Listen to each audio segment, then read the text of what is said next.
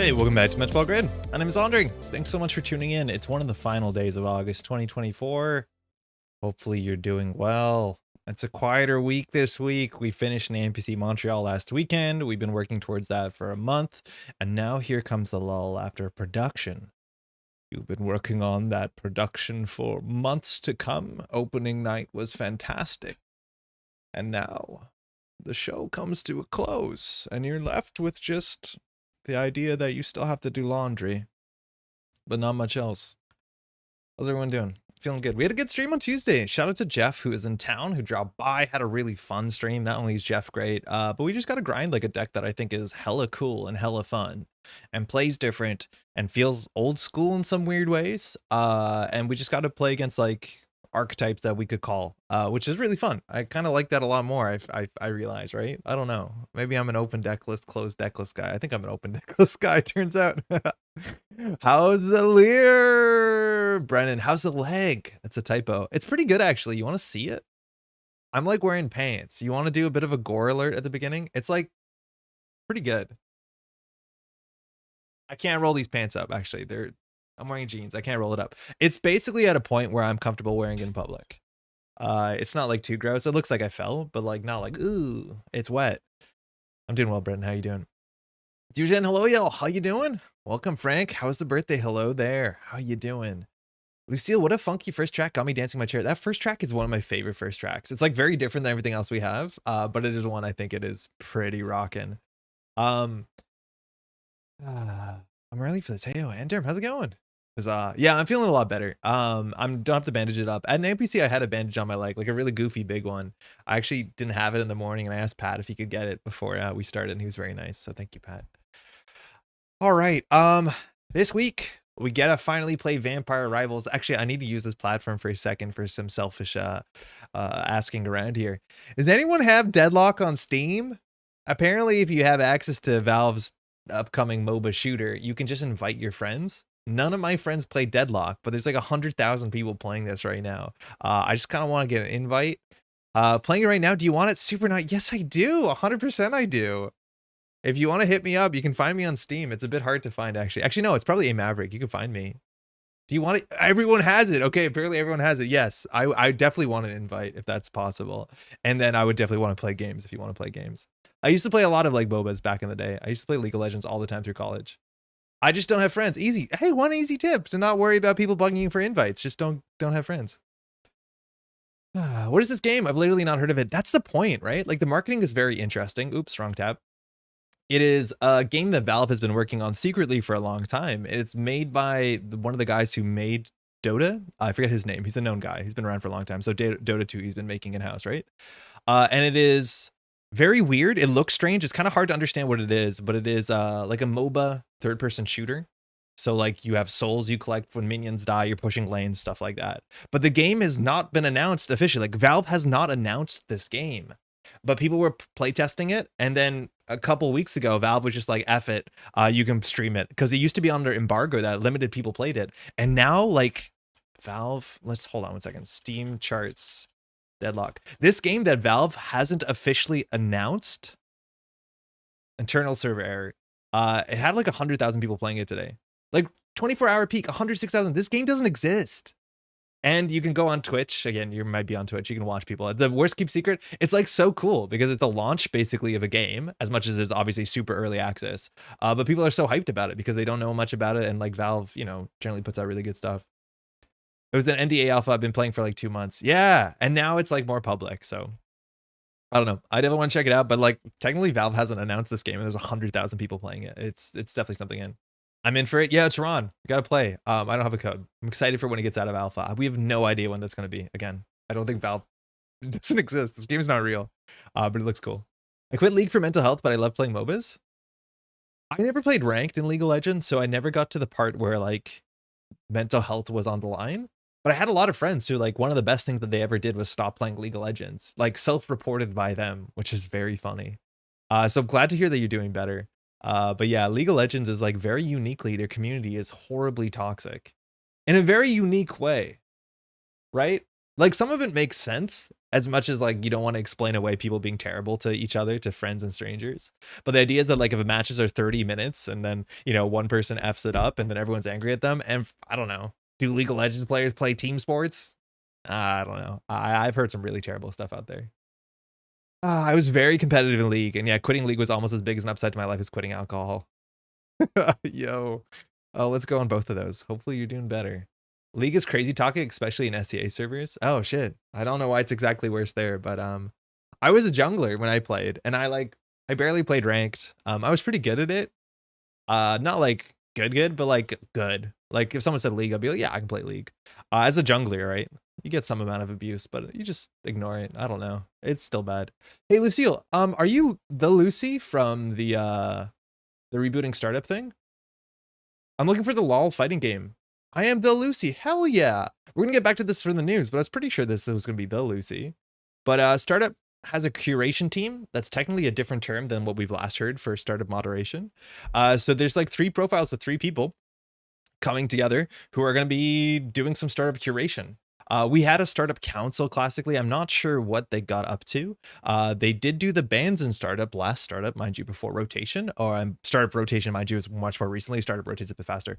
And so there's 3 people here. Firstly, Gyromedics, German player, if I'm not mistaken. That is the YouTube channel you might have looked at that did the German national stream. Also, we have Lucy, who's in chat. We can read through this a bit before. I know Lucy played classically a lot of startup. I don't think Lucy had great stuff to say about startup, but I don't want to put words in her mouth. She can defend that. Then we have Stweed. It's a name I've heard before. Stweed hasn't been playing for that long. There's like a lot of folks who are just into the game recently, which is so super sick. As much as recently sounds like 2 years ago. But like people getting involved in the game. And then Gyromedics, which is also awesome. Back in 2021 during COVID, I was looking for a 2-player board game, right? Like, that's cool. You've been doing this for a couple of years, getting involved. Like that's kind of the track that I think a lot of people want people to invest in the game and help it become a thing. They announced in the article that there will be no panel before Worlds. So we'll see what happens before that. Mind you, there will be is there a startup rotation for the new set for Dawn? I don't think so. Someone in my local community had the same. Is that the Lucy response? Jessica, how's it going? Yeah, it is. It's funny. There is definitely a Lucy that I think we all know, which is great. I quit Dead by Daylight because it was hella toxic. Brennan, really? Huh. That one's a bit more interesting because my partner used to work on Dead by Daylight, and so I've played hundreds of hours of Dead by Daylight. I played Killer. I think there were some times where like survivors could be toxic at you, but those games were fewer and far between, I guess. Dawn will rotate SC21 out of startup. Oh yeah, but SC21 rotates out of existence, right? But that seems like pretty big. 2XKO looks so good. That's the fighting game. Very high level difference. We're talking stewardship. We're taking stewardship over the format in a much more permanent basis. Current startup is trash. That's why I'm here to fix it. It's me, Netrunner's most prolific chatter. Oh, that's really, really cool. Yeah, I wonder like what the reins are. I haven't fully read through this article yet. But like what sort of control you have. What does startup want?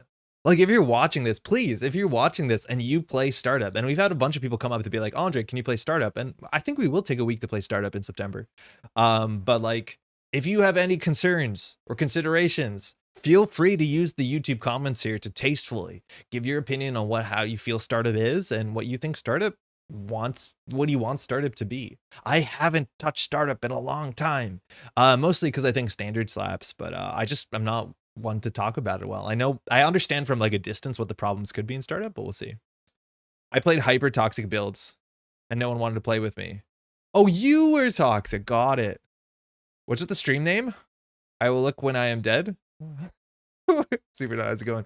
There's a deck list I want to try out that Ryan Van Twins published, which is an Earth Station deck that's all about making the runs unsuccessful. It did good enough in like French Nationals. It looks kind of like I understand the basis behind it, but it's something that I definitely want to play more. It's also the sort of deck like every once in a while I have to understand, and I'm saying this with like humility, and I could be wrong, but there's certain decks where like I'll play something on stream and then like other people will see it and then give the confidence to maybe play that, or the awareness that that deck exists, and they'll also continue to play it up on JNet or whatever. It would still happen anyways. It's up on JNet. Like I'm not in charge of it, but this is the sort of deck list that like I'm kind of apprehensive of giving more of a spotlight because it seems miserable. Like it seems just really rough. Not like the deck list of the week is gonna be that different, but like This is the idea. It's an Earth Station deck. That's an ID that just kind of wants to stifle the game out.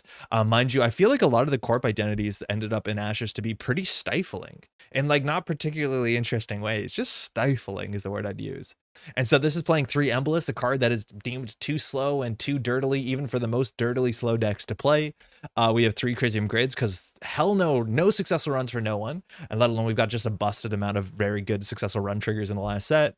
And then just like as slowly as possible scores out agendas, I think. Just really be nice. Take that logjam, but like Pharaoh's triple advancing him, it's going to be miserable. Yeah, it looks miserable. It looks super miserable. Now it can flood up a bit. Not too easily. Spin Doctor sometimes is difficult in Earth Station. We do have, I think like Descent is a really cool Spin Doctor adjacent effect in Earth Station. Descent has like had no, if you ask me, no real effect on Wayland decks in general, which is kind of fascinating because it seems like it should, but it just hasn't done anything. And then like the tempo business as usual is kind of cool, but I don't know. Yo, Santa, how's it going? Earth Station, I love Earth Station. It is so slow, so fiddly. And I think all the games I played against Earth Station, it's like just an absolute grind where it's like Crisium on everything. The ice is good. They don't do anything that quickly, right? Like it's hard to do anything quickly with Earth Station. Okay, so let's talk about Earth Station. Well, no, we should come back to this when we do the decks of the week. But the short of the long is when it comes to Earth Station, you have to like ice up HQ, then you have to flip Earth Station, they have to put something in the remote server, then you probably need to get a Crisium on HQ. Like the amount of steps it needs to do before it gives you the confidence to push on a remote server is weird. It's like very slow, unfortunately. Alex, how's it going? I think Descent has had the most effect on OP, just having a 2-cost code gate with ETR for the cost ladder. For sure, but like, are people even playing Descent in OP? I think everyone's just like, just play one Thimble Rig, which is so much better with border control, and then don't play Descent. Like, I think you're right. Like, we were all saying before this set came out, if Wayland could get a 2-cost anything, Sentry under code gate, we'd be golden, because then we'd basically have every cost slot in faction. But I think most people are just saying, and you know, correct us, I know you're playing OP. Thimble Rig's my 2-cost code gate if I can spare the 1 influence. I wonder if the face down card on the remote is an agenda. Let's pay 6 credits to find out. Oh, Scrub, how's it going? I was playing the other Earth Station deck with triple seamless. Oh yeah, that could like that to me is more how I want to play Earth Station, is going fast enough that that ability like works a bit better. Earth Station like Architect in an SSS tournament would go to time and half. I maybe Daijin. I'm not sure how slow this deck is. Might be slow. It might not be like too slow. Like I actually think Sokka's BTL deck is a bit slower. Because our ice is relatively okay on its own, and like the remote server has built-in defense, so maybe I could see it, but we'll find out. Like, man, what were the IDs from Ashes, the corp IDs? It's GameNet, which is miserable, Earth Station, which is often miserable, Hyobu, which has no effect on the game, and then Mirror Morph, which is most commonly played miserably. The Ashes is weird. It's a funny idea. I love the restriction on corp deck building, interesting and creatively unique. Yeah.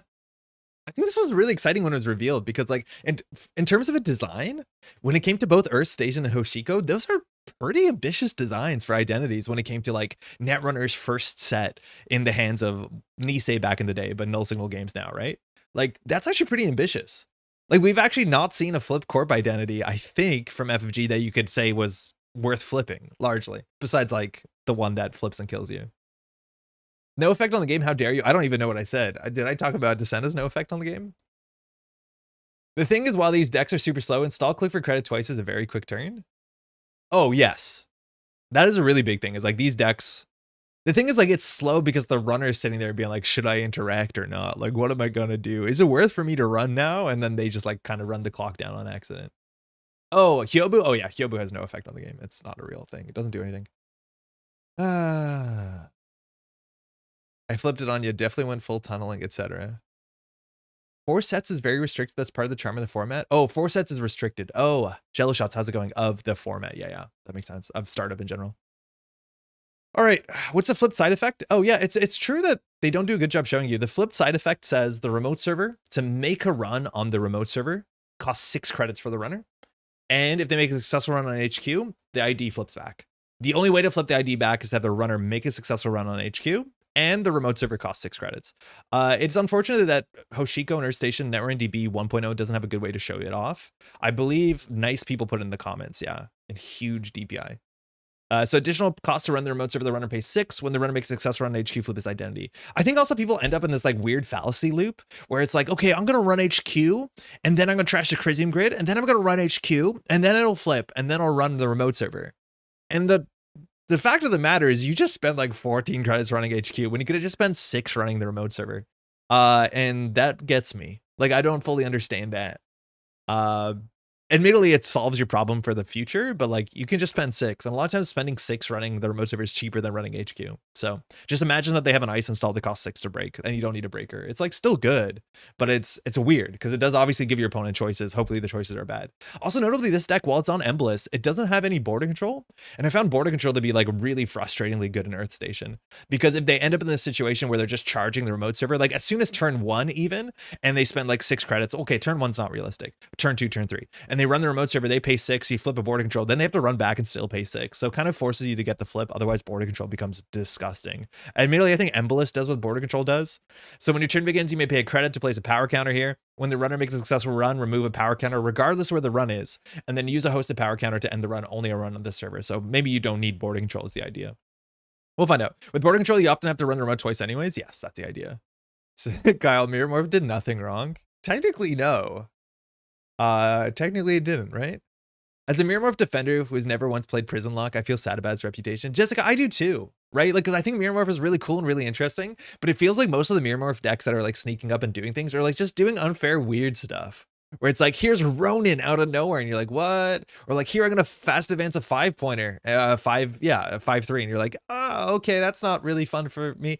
And then the other ones are like, you know, Prison Lock, which is like, I'm not sitting across from a Mirror Morph. Say JNet opens and someone says I'm playing Mirror Morph, I'm like, oh, which is weird because it's a fun puzzle. Like I enjoy playing Mirror Morph. You blaming Mirror Morph for MCA's crimes? Half of it. Yeah, half of it. Definitely half of it. Who knows? Side note of Deadlock, is your Steam profile photo sheep? Yes, it is. You found me. I am a cute little sheep. I've had that image forever. Great image. Yobu is just one card that triggers consistently on the runner turn from being good. I don't think it is that, Alex. I think you still need your ID to do better than 1 free credit a turn. Modernly in Netrunner, I think you do. Like compare that to Ag Infusion. Like RH is that, but better, and you don't need bad cards. So who knows? NSG reprint Asa now as a group.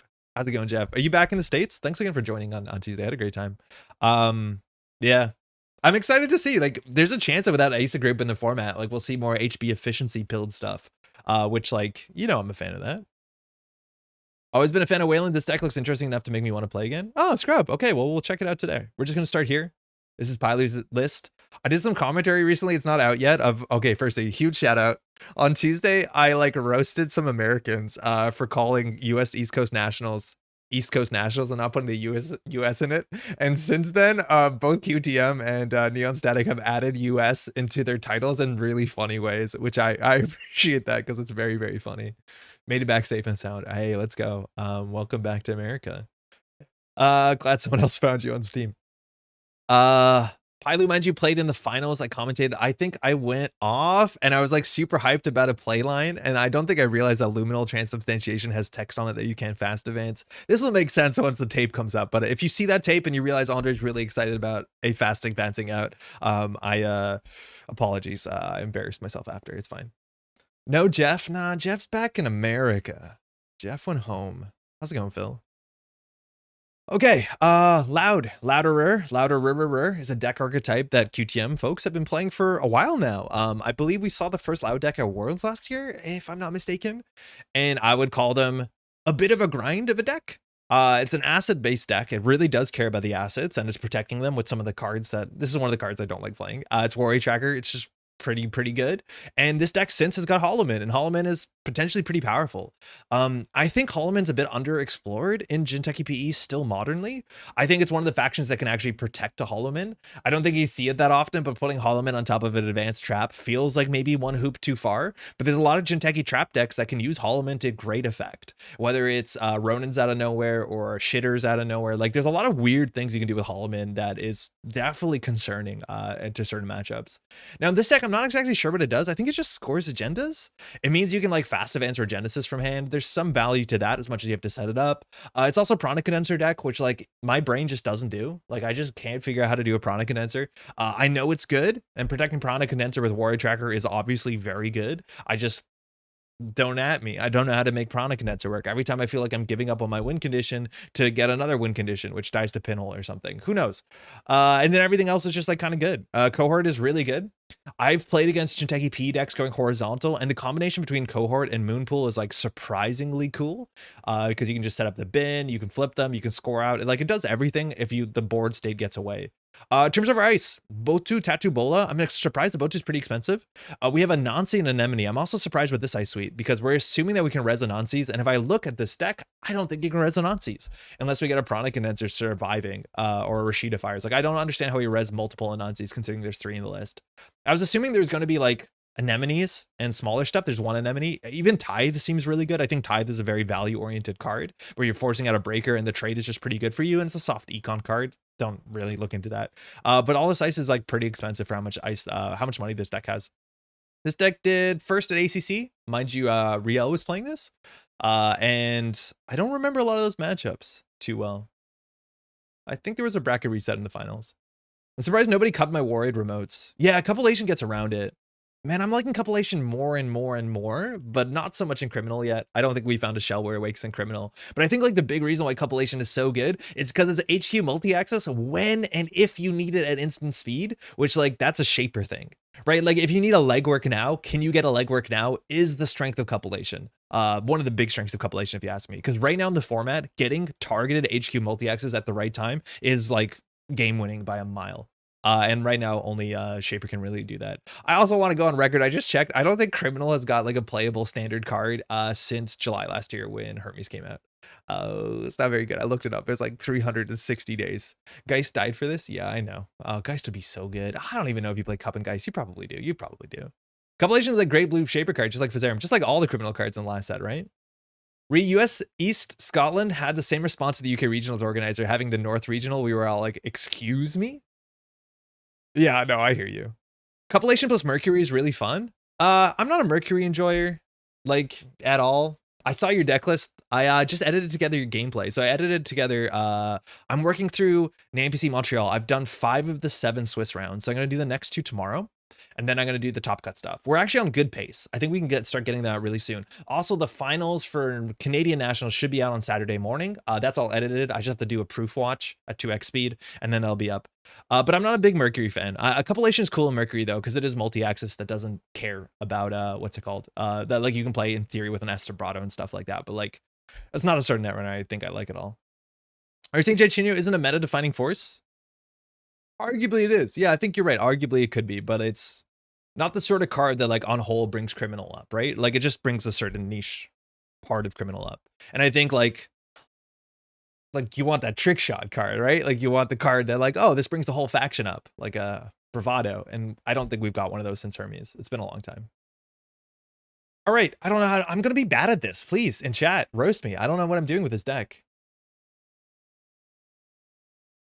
Yeah, it'll be fine. I'm going to import through the way. Keezer play well. I hardly had a chance. So like Fusion, if you want to talk about that match, because I edited through that match, like that matchup is like exactly why I do not like Mercury or that Mercury play style. So Cat played well, but like what I saw in that matchup, and correct me, is like that deck exists to maximize the amount of accesses, random accesses you can get in R&D. And I think there's some decks where that can work on any given day. That is, you know, a thing that can work. However, specifically that NEH deck, like most, I would say in quotes, good deck, that's not a value neutral term, have something they're doing on the board that you can't really ignore and just hope to overwhelm with multi-axis.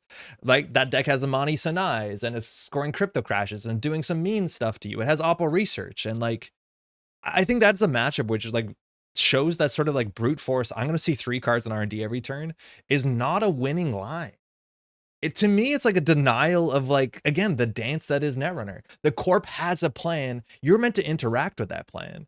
If a runner's plan is, I'm just going to see as many cards from central servers by bypassing ice, honestly, like, you need more than that into a lot of matchups. And I think NEH and like acid-based decks show that more than anything else. Like, I do think there's some PD decks and like some honest scoring decks where you can just overwhelm them with multi-axis, but it just seems like my solution is a sledgehammer as opposed to the sort of like, again, dance I want Netrunner to be. But that is like a personal like preference thing. But again, I think that matchup is like a really good show how just like brute forcing accesses when the corp has a game plan that you have to diffuse is very tricky. It's not, I would say, a winning strategy I would take. Step 1, use the Prana condenser. Oh, we're totally messed. I'm loving the QTM grid static team up. Yeah, I think it came down to like, so I think, I'm not sure who filmed. I think Kevin filmed. And I think Pylu was a force in the cut. So there's a lot of Pylu gameplay. So both folks were like, hey, we should come together and put this up on the internet. And I think it was a nice collaboration for sure. Who doesn't bring a sledgehammer to a dance? I don't think I have. I don't go to a lot of dances though. Querying the static. Okay. I played some Netrunner today. Hey, Tehran. It was pretty laggy. There was like 19 games. It wasn't pretty laggy. It was worse than good, but it was better than bad. So let's, you know, hit our manager expectations. Essa weird or silly? Or just Hosh? It's up to you. I'm playing Day of the Week. Good morning, Gamers. Jennifer, how's it going? Just played and it was good. Maybe slight lag. Yeah, I think that's what I got. Lucas, how was the nice weekend?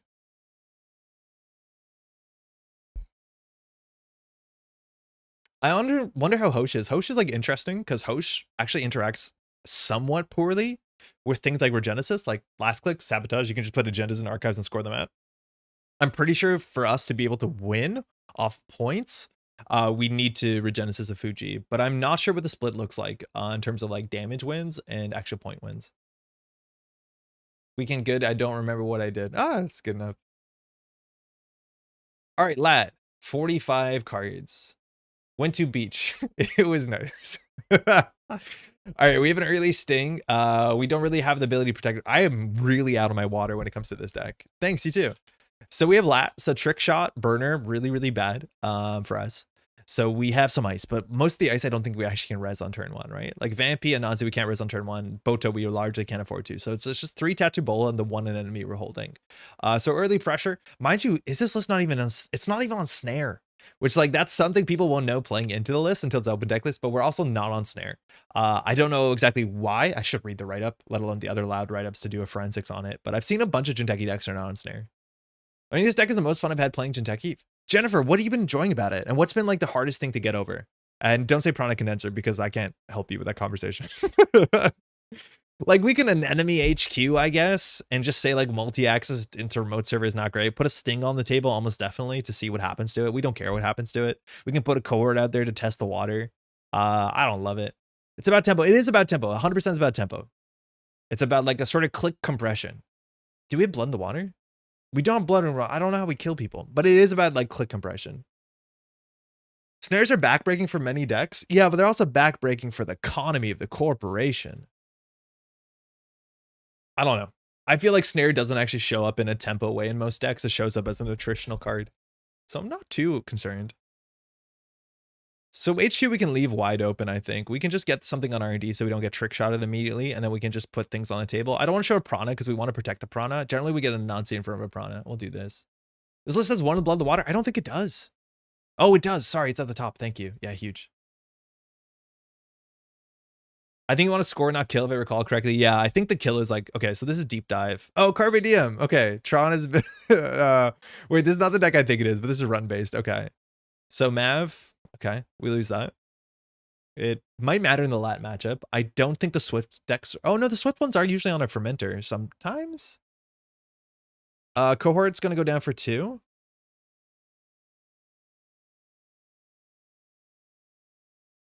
Again, if you don't think there's snares, it's nothing too bad from hitting the table. Like, Sting is technically the worst card on the table for you. Pretty sure. Okay, Tattoo Bola Prana is like maybe a start. The problem is, like, when do we res this? ASAP? I'm getting a bit of lag. So this looks like a Rashida. Growing patterns, 1 Regenesis Fuji, and usually a board sting and house. Okay. Yeah, I think we'd need the Regenesis. SMC, okay. Trick shot, sick. So with the SMC trick shot, we can res everything here, right? Like if they get through the anemone, they can't get through the tattoo bola. So it might be in Tron's interest to let the anemone fire and then deal with the tattoo bola. So we're gonna res. I'm gonna ask action first in theory. I don't think he's gonna do anything.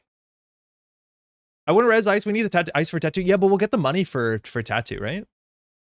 Because we res the Prana. We're gonna anemone cancel the anemone damage. Pink, right?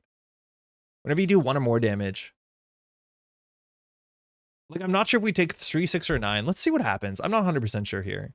Because we need to force this breaker out. Otherwise, he'll SMC for the Fractor. But yeah, we'll have the money because of this. So we'll trash the Vampy. So we can prevent 2 of the damage. This is where, like, I'm not sure. Like, here, preventing 2 damage is less efficient. I think we're going to not prevent the 2 damage and do the 1 damage. This could be wrong. Nah, that's probably wrong. Oh, no, that was wrong. Yeah, it's only 1 per instance. Wait a second, sorry. Okay, we're firing all. Yeah, we probably should have... I could have prevented... How does this work? Prevent 1? Okay, so it doesn't prevent all. Whatever. So it doesn't prevent all. It would have only prevented 1. I would have to trade 1 dead damage for 3 credits. You can prime 1 of them if you want, but then I can't. But then... Okay. We'll die roll. Die roll. 1 is unity. Odd is you keep unity. Even is you keep the other card. Fair? Okay. Roll 6. A roll of 4. Cool. So we'll get 3 credits. 1, 2, 3. And we'll do slash misclick slash counter. At the end of the day, like, this is going to be bad because we're still going to lose it. So Fire Broker Subroutine. Could just rather 7 prevent that, but we're going to do both of them. Oh, you're right. We could have done it twice. Yeah, sort of. So I guess we just do this for money. Hey, Kevin, about US ECN, QTM folks wanted to cast the videos, and I told him to coordinate with Eric because I've been planning to get him the recordings. Oh, okay, cool. Did Eric do some of the editing? I think Eric got impatient and did some of the editing, which is really funny. So this is where the trick shot comes in. So imagine we Resident Anansi here. There is 10 credits to work with. We did no damage on R&D, which have been pretty good. So it's just a tattoo bola, and we have obviously no swap in hand. So I think we're going to lose the Prana here. I'm not sure if this is the right play. You discovered the hot tech that he's using Prana Condenser? It was an Econ card they had to trash. That's maybe okay. Yeah, no worries. 3 Prana, we're now in 6 credits with res dice. Yeah. It's good. It is good. It is more money than I thought it would be. But like an enemy is the best case scenario, right? Like no ice does 2 damage in instances like that. They also still have to trash it, which is 4 trash cost. Holy shit, it's 4 trash cost. It's tempo, yeah, but we're not on tempo. Like, what are we gonna do next turn? Draw 3?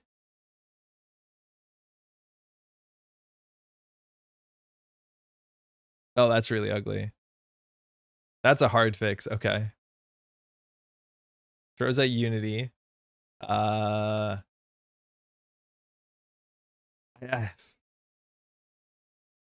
Throw that out.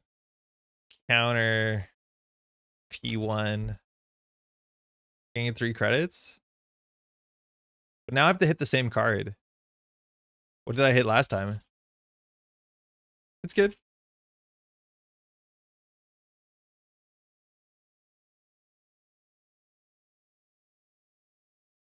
Oh, so true? I forgot we prevented it. You see, I was so excited about what we hit from damage. It's like nothing. No, you prevented it. Okay, cool. Res Tattoo Bola, SMC for, I'm assuming Propeller? We'd rather it be a Pressure Spike. That's more expensive. Okay, Propeller, great. So still has 7 credits. Obviously, we can't do the flip. But it puts Tron down to like 2 credits. It's kind of cool, I guess. You have no... Yeah, I know. I do, Bola. Stop auto-passing priority.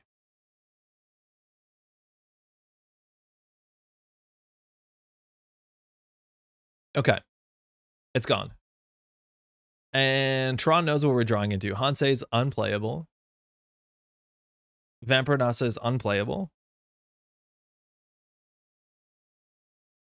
That's interesting. Lucas, you said no, and I'm scared now what I missed. Hansei's free money? Oh shit, you can just play Hansei. Wait a second.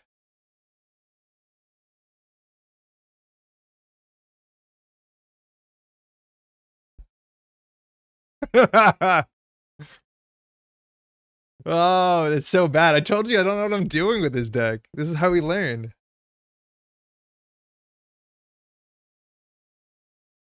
I know there's a Fuji on top, but we're not going to be making decisions. Hansei. It's hyper playable. Draw. Now I'm going to ice up HQ. Icing up R&D is technically BM. I know there's a Fuji there. I'll just pretend I would have iced up HQ. Ideally, we actually put the Vampire Nasa on server 3. I just don't know what we're jamming into it after. Yeah, it's pretty good. But like with a deep dive deck, we want to ice up our central, so we'll do that.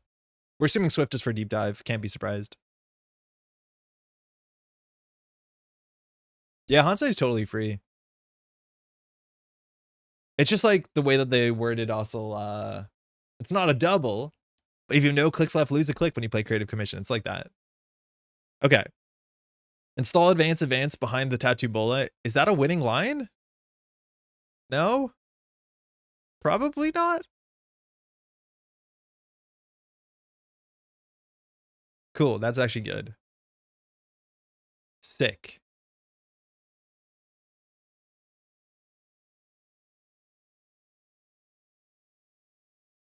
We'll do next turn. And then Tron has too few cards in hand. Mind you, we haven't seen a Stone Ship yet. A Stone Ship. We're also really lucky Tron's on Onicom. Onicom makes this matchup a bit more tricky. So this is 8. We need 5 for this. We're a bit short. I always thought creative is just the click. For some reason, VRcation reads as lose all clicks. No, VR is the exact same, right? I'm pretty sure VR is exactly the same. We also could do install advance sting, which is kind of fun. Yeah, they're identical. All right, if we do this, we go down to 12. The Nancy probably fires. I think we just want to score out of Fuji. So if we res the Anansi, like we go down to 2, which means we can't score at the Fuji. But if the Anansi fires, I don't think Tron, especially because Tron is on Echelon, we know. I like the design to play last click cards. Yeah, they're cool. I can't tell why they're Shaper or what, like, why they are like that. Right? Like, I don't know why. But I appreciate them. They're cool and they're about planning your turn. And I like that. I think that's very Shaper. It's funny how like Criminal used to be a priority. It's not really. And then Shaper is like anti-priority. All right, thinking here. So this is really risky because if it's a Saisantan, it could be arguably bad. This is going to get a Sting, which is going to do 2 damage. If we res the Vampire Anasa, we res it for less than res. We res it for 5, which means we can't res the Anansi. There might be respect here for some Saisantan stuff. So it's either we res the Vampire Nasa, we draw 2 cards, do 2 damage. That seems kind of good. The question is like if Tron steals Vampire Nasa into Sting, he'll be on 1 card in hand. I think we're gonna res it. Oh, he'll get a card back with Steve, which is annoying. So we hit creative and overclock. We'll draw 2. In fact, maybe we shouldn't have drawn to force the Sting. It actually might have been right not to draw. Because hitting the Sting 100% of the time is like what we wanted to happen there. Because now Tron can probably contest this remote server. Maybe not. I feel like you 100% shouldn't have drawn there. Yeah, I realized after I hit the buttons, like maybe it was right not to draw because this Sting will connect to do 2 damage. That will put Tron on 2 cards after Steve. Which means that the Sting could be lethal. Which card to remove from the game? No Diesel for you. Oh, he hit the Sting anyways. You're gaming. Wait, 1 net damage? What the heck happened? Oh, it just happens, right? So Tron could contest this. If it's a Saisantan, it's bad. But this is a Fuji. That's 3 damage. So if Tron steals it, Tron dies, because this is 3 damage, right? This is 2 + 1. I mean, we're going to rip it. Is there any reason we shouldn't be ripping? Always be ripping.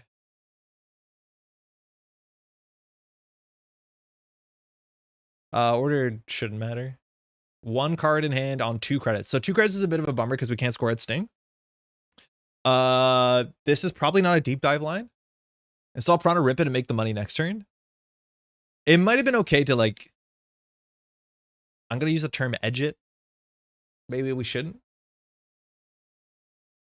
But I think next turn we want to push the remote server. The problem is, like, then the server doesn't do anything. It's just a Nancy, and we can't res it. Oh, lat. Right, I forgot lat. Fuck. Right? Like, what do we do? I think we put Fuji on the table. We put Worried Prana in their remote server. I think we just put Worried Prana in their remote server and click for a credit. Like, if we didn't score there, could we put Prana on the table and Worried? Yeah, maybe, actually. It probably would have been worth it. You're right. Just to hold off for a turn and put these on the table. I think that is very true. We have no reason to score it. If we don't score it, like, PE just thinks you're doing trap stuff. Edge runner. Michelle, how's it going? Let's try that. But yeah, now that we're in a credit hole, like, this deck is only on Hansei and Mindscaping for economy, besides, like, the sick Prana. So if we ever fire Sting, okay, Echelon's here. Echelon's pretty bad into Nazi, not that we can res it. We have to res the Prana before. 1 credit shorter res cost?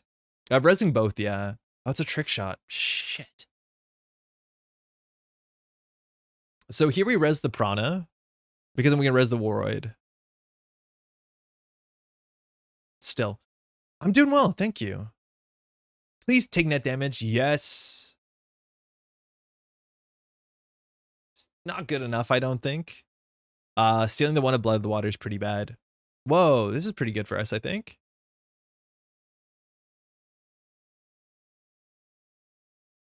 Well, running HQ wins the game. Do we prevent the damage? I feel like we always do. Do I hit done now? I think I hit done now?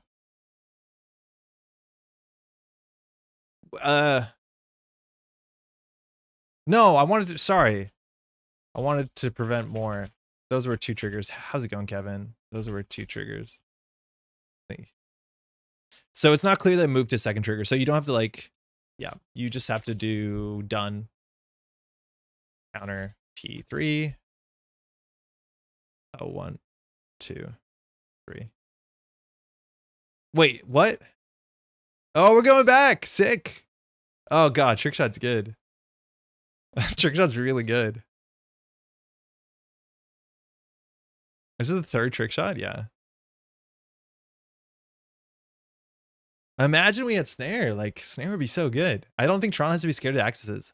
You can prevent 1 P and 1 from Sting, yeah. So it did do 1 real damage, right? Oh no, because he stole. Okay, so Nancy is pretty expensive, but unfortunately trick shot gives you 3,000 free credits. We can still res War right here, and we have a Tattoo Bola swap. So our money's gonna be okay, but like on this game point, if we install Advance Fuji next turn, it's pretty hard. Whoa, this is gonna be close, actually. Just jacks out, yeah. Wait a second, we still lose to deep dive? Shit.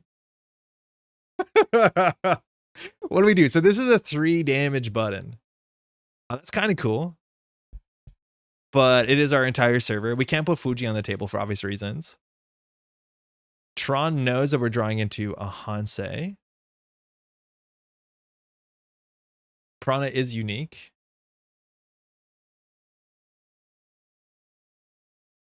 Hollow Man. So we can win by doing a Hollow Man Fuji Regenesis setup. So we want a Spin Doctor, I think. Tron just needs to pinhole the Prana. Worried still works, but it's like fine. I can't believe Prana's 4 to trash. That's like the thing that always gets me. I'd be like, oh, this trash is for 2, right? No, that's fine. Cool. I feel like just not interacting with the corporation is the right thing to do. There's just no reason to interact. Besides the fact that he's on 4 points and we're losing, but like otherwise, just don't interact. Oh, this is Marklat. Hell yeah. Why do the clock and hourglass signify? Here. So these are basically to tell you like basic actions. So different things are designated in different ways. So I think run have a thing. R&D has markers. I'm not sure if these are JNet or these are part of the plugin. But they're just like so you can quickly look and see where the spent clicks are. Hourglasses means passing priority. So Warroid does stack. So we can do credit, Hansei, throw out the Prana, put the Holloman in server 3. Arella has the 5 trash cost for unknowable reasons. Yeah, but there was a couple of 5 trash cost cards in that set, I guess. But Arella is like a Sansan, but cheap. Makes freedom look better. I think we can do, if we do draw, we can get rid of, I want to spin doctor so I can set up a safe Fuji play. Interact means free stings and regenesis. I don't think you want to be scoring the stings though. And like regenesis is the one line for sure, but when we're on 4 points, regenesis gets a bit harder. I think that's one reason. I don't think you care if the corporation scores out the first sting. I think you want them to steal both of them because now we can fast advance a sting with Holloman. And that seems better. I don't know if we actually need more money. I just don't want to get to few cards in hand because Tron's setting up a deep dive and we lose to that. Luckily, having the Fuji in hand is good for us. So I think we'll just set up. Like we can do Warroid Rashida and see what happens. That's weird. I don't think I do that. I think we double Warroid Prana. Like we just do gross stuff. Like whenever this happens, you're like, something's bad. And now we can use this though to push an agenda if we need to. Is this a deep dive turn? We're happy holding the 1 Fuji. Oh, it's a burner turn. That's worse for us. Oh shit, we just lose to burner. I keep forgetting burner's so good. Burner's so good. Wait, this is just firing?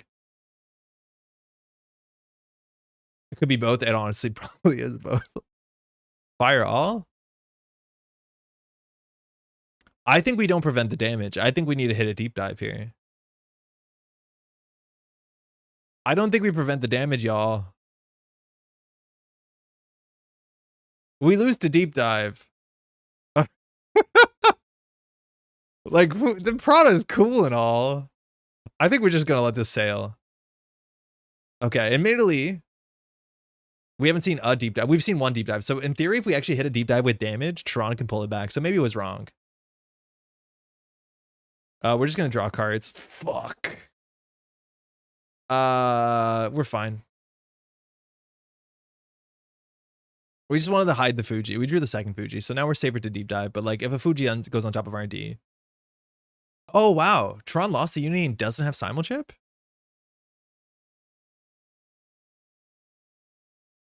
That's fine. Ah, we lose.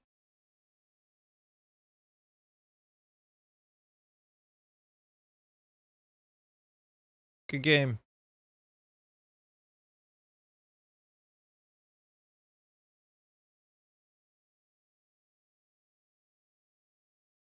I don't feel like we did anything. I played that not well.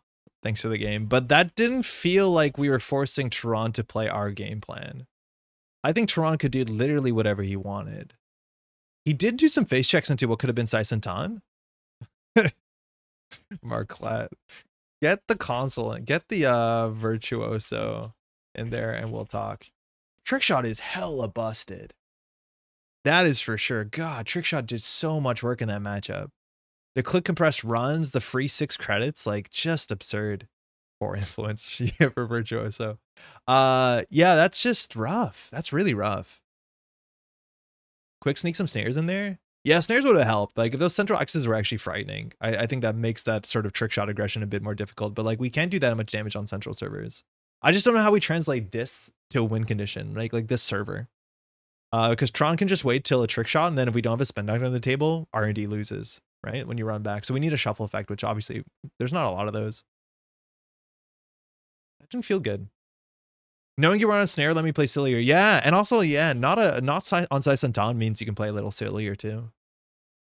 Yeah, that's like a really big difference. But that means you can add snare to this deck and get people off guards for sure. All right, I don't think I did a good job at that, so we're gonna try one more time.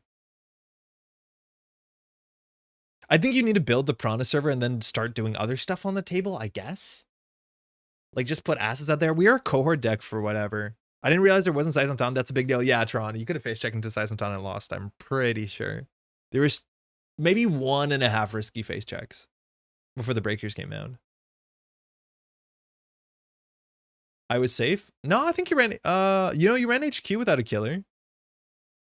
When we raised the Vampire Nasa, I don't think you had a killer access. There wasn't 3 of a type. I'm not sure what you mean.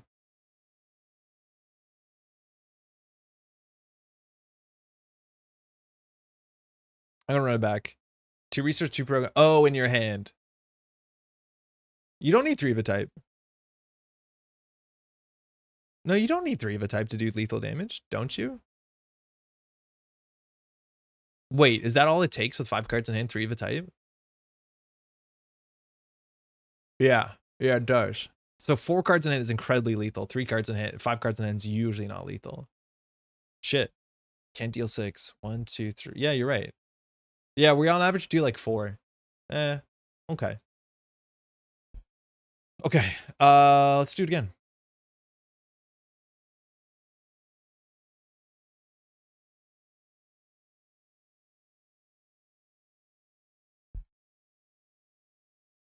Hey, Alex. I think Alex is going to be playing some Arisana. Oh, Sable. Cool. Oh, there's a longevity in the deck. Weird. I do not like this at all. This hand. We just have so little ice we can res early. The latch shell is so good I can run a Lagu to emulate max and it works well. That's really cool. Mind you, Lagu Anacom is like just incredibly fun. I may or may not be on deep dive. Oh, this might be Ryan Bantwins' 3 deep dive Sable. I don't like this hand. I don't know how we're gonna keep a shaper criminal out when we have very little ice we can res on turn 1. We did draw into Tactical. That's pretty good. That's actually a really good opening. Sometimes criminals can get a bit apprehensive for taking random damage because they have to like commit to their breakers sooner than later. I'm assuming this is Ryan Bantwins' list that was just published, who's the same player that we're looking at the Earth Station deck. That's on 3 deep dive. Ryan Bantwins has been playing like triple deep dive forever. It came in 16th, in top 16 of Worlds last year, not 16th top Worlds. So like this is what we're trying to play around. So like backstitching, just deep dive as soon as possible, as fast as possible. Which like immediately if they deep dive last click and steal big agendas, maybe you can do something cool with damage on the table. Is the deck on diversion? It's not even on diversion. But with Sable, we still have an incentive. So I think we're just going to ice up. We don't need the Mav in the matchup. So maybe we can do both 2 on HQ. I think actually the pressure is going to be pretty consistent across everything. And then we want to draw into an ice for Rashida. I'll ice up Centrals against Sable. I'll slow down a slight bit. Because if Sable can't get all that free stuff, Sable slows down a fair bit. Because right now, like, face checking to a Size and Dawn is a problem. Okay, never mind. You can face check pretty safely. All right, I think we'll start with a Spin Doctor. Cohort Warride is like a weird start we could do. We could also do Warride Rashida, but with no things on the table, like Warride's not actually that impactful. If it trashes a backstitching, it trashes a backstitching. We still could do Rashida Warride. Or we could spread out, because this deck I don't think actually has a lot of it has no tech for assets. Right? Like no bones, nothing like that. So we could just spread. Maybe not the best. I just don't know if the Warride's worth it. We have to pay 2 and it just trashes a backstitching. Like, that's fine. No diversion. Backstitching diversion's like kind of mean. It doesn't line up 2/3 of the time, but that's a one way to get pressure on. So if we res the Tattoo Bola, we have a Tattoo Bola resed.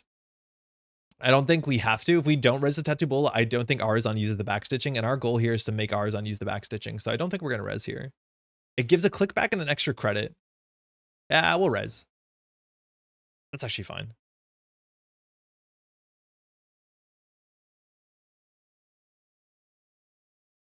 Cool. Still an 8, so the face check here, double, okay. Rashida, we'll res the cohort. We'll do Rashida first, and then we can throw out our Rashida card. Like if it's an agenda, we can just get rid of it in cohort for value from hand. Okay, more ice on HQ is good. Double backstitching like does keep out a server. We just need to make one server hard to deep dive. So what are we trashing here? It's like probably the second Warride. Cool. So we can do Vampire and Nos on HQ. We need to set up something in the remote server. Regenesis in the remote server is kind of fine, and we have Cohort that can set it up. Kind of tricky. I think we're just going to ice up Centrals first. If we res a Tattoo Bowler, we'll have a Tattoo Bowler. This is Under 2024. But it's a real thing. There's like a certain matchups and like mostly Hermes stuff, which I don't think this deck is Hermes. I think it's also Swift. Yeah. Where like getting your stuff res is like kind of fine. Like obviously ridiculous sentence, but like kind of fine to have your stuff resed.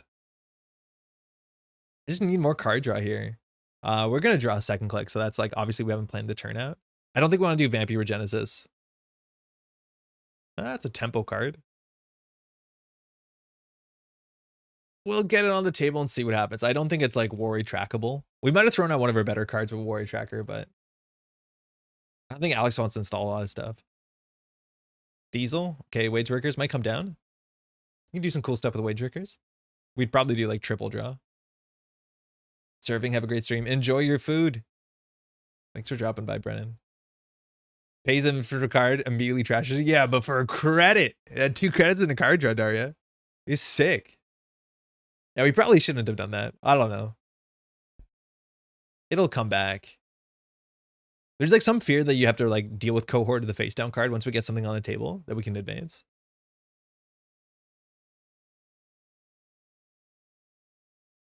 Okay, we're off script. We're in a totally new world. I don't know what that means. I'm assuming it's a knife deck. But if you're deep diving anyways, why not just get your like Lobisomi and Orca or whatever? I don't know what's going on. We knifing, let's go. What are we trashing here? Like, I just kind of want ice. Vampire Nasa doesn't keep the knife out. Now the Worry Tracker seems a bit better. It's like a cheaper Hansei. Okay, what does Moonpool do? Remove up to 2 cards from HQ, reveal up to 2 face down cards in archives, and shuffle them. Okay. I don't think I've ever seen Toolbox have anything other than knives in it. I've seen Lobisomi Orca. I think there's some weird criminal decks that are doing that. It's kind of cool.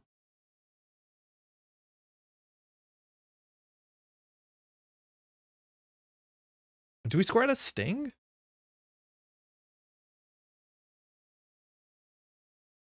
Like, I think we just put cards on the table and see what happens. Like, we can advance the Sting a bit faster with a Cohort and then have a click left. I don't think that's going to actually do anything for us. Lobi, Orc, and Crim is cute, but not real. I think it's hard to rely on Lobi if you're anybody else besides Kit, because you actually do run out of barrier counters. But that being said, Wizard's Chest means you can actually run other breakers. Okay, respect for a Cohort. I like that a lot. Let alone Spin Doctor check. So if we triple advance this, an ice gets bounced. It's not good for us. But if we have an open R&D, I don't think we care. Oh, also Archives is the mark, so that costs very little. So trash up to 2 cards from HQ, reveal up to 2 face down agendas, throwing out a pinhole. I think we keep our hand. That actually is really telling when the corporation doesn't do that. Okay, so we triple advance Sting, we do damage. What are we trying to hit? A knife is like kind of okay, but it's not actually that good. We probably just want to like do second Spin Doctor and go from there. I think we do. I think we just like try and get more cards on the table and build some sort of board state that is hard to deal with. So I'll put back Rashida Wage Workers. This deck doesn't have enough money. Worry does look actually pretty good. Okay, Prana is what we're protecting. So we want to do Worry Tracker Prana. So we'll just start with the Mindscaping. We'll set that up next turn. Nice. Opposite Knives on top is fine. Anansi in the remote server. Like, Anansi is really hard on centrals because of backstitching. So I think we actually put Anansi on R&D, and then our remote server will just be Tattoo Bola Worried. So we'll do next turn Tattoo Bola Worried Prana. But it's really hard for them to deal with Anansi if they're going to rely on backstitching. They probably want like a sec testing so they can access and not trash stuff. True, I saw Lobi from in startup once before everyone concluded hard installing the Lobi's better. Oh, Melandra Gem, more bypass. Okay. So that actually beats the Tattoo Bola. No.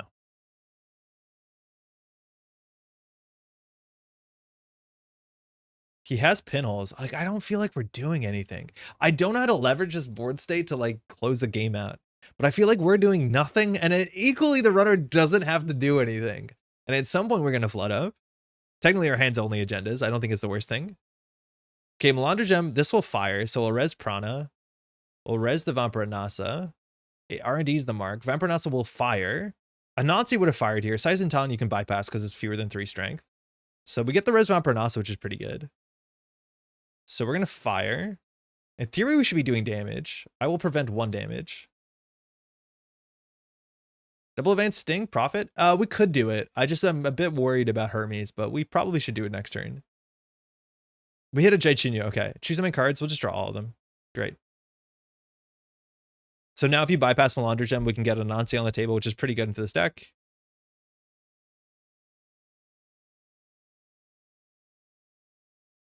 Please access a Tattoo Bola. We're going to res the Warroid so it doesn't get bounced. Tattoo Bola, that's always the worst access when you go through a Tattoo Bola. You give the corporation 4 credits and touch the same damn card. So bad. Feels terrible. So now Prana's at 1. It's on top of a Warroid. They have a daily cast and a wizard chest that they can just give to the Warroid tracker. It's their choice what trash is. Shit. This seems good. Nancy is going to do more net damage. I think this is probably pretty bad for Alex. Prevent 1. Yeah. Lost a Debrato and a credit kiting. Super cool. Okay. Hold on. If we res the Boto, we go down to... We need to keep... If we res the Boto, we go down to 2 credits. What do we care about this axis? We don't care about this axis. I don't think we have to res the Boto here. The psychic damage from accessing the tattoo cannot be overstated. Honestly, should be able to prevent it with Prana. I don't think we res this. If we res this, we have little money. We have to protect the Tattoo Bola Warroid. So we're going to bluff that this is a bigger ice. Resing this means it's resed, which like means that it can't get bounced with Hermes. There's still a lot of agendas in the deck. Boto eats the lax backstitching? I think it does. But I don't think we're worried about backstitching when this is what our ice looks like. Let's do it. We bottom out. Whatever. We do bottom out. But we can throw in an agenda here, no problem. Okay, we don't have to. The problem is that they bounce the tattoo if they get an agenda steal. They didn't. Okay. All right. I'm imagining a knife is going to get involved. If it's one of the 2 cards in hand. A deep dive is like super dangerous for Alex. Wizard chest. There's the Orca. Okay, it is. And now you can charge the Melandra Gem, which is kind of sick. Wait, that's really cool. This interaction works. So now you can charge the Nancy, pay 4. It's like pretty good. But there's the Orca. We saw nothing really notable about the deck. Besides... What? Oh, also Lobby's in there. We did see something very notable about the deck. So also Lobby's coming down. No, not getting the Lobby. Getting the knife in. Okay, so 1 knife. If we can do 1 net damage, we win the game. We're a click short from winning the game. Because we can cohort. Oh no, we can't cohort the sting. I think we just do the sting to lock ours on. Moonpool, we don't have the money. Because we need clicks for this and credits. Unless we can. Like we have to throw out a card. You win here. Hold on, then I didn't do the math. So if we do Moonpool, we get 2 advancements, we do 1 advancement. Yeah, you're right, that is lethal. That's pretty good.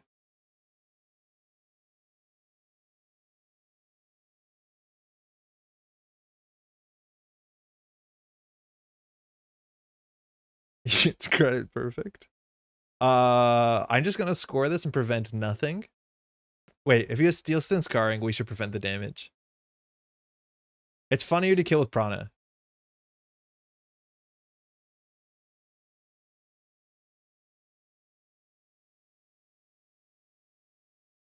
Yeah, it's much funnier. GG. And all it took is the runner to run through multiple net damage in the same turn. Oh, we were just about to see something cool. The economy wasn't great there. Prana's a good card. Yeah, Prana's a good card. I don't like it, but it's a good card. It creates a win condition, and that's like very, very notably strange. Yeah. Unless I goof it and score. But that was like a lot of, I don't know. It didn't feel like we did a lot. Felt like our ice face checking just to get all the stuff down was kind of a one. And even there, like if Alex is on 2 cards in hand and 2 credits in this board state, like I think we're fine. We could just score at the sting and slowly get him to a spot where he has to trash this. And once he has an Orca down, like it is actually hard to deal with the Warrior Tracker. He has to beat the trays or trash his other stuff. And he'll have like 3 cards on table. Thanks for the game.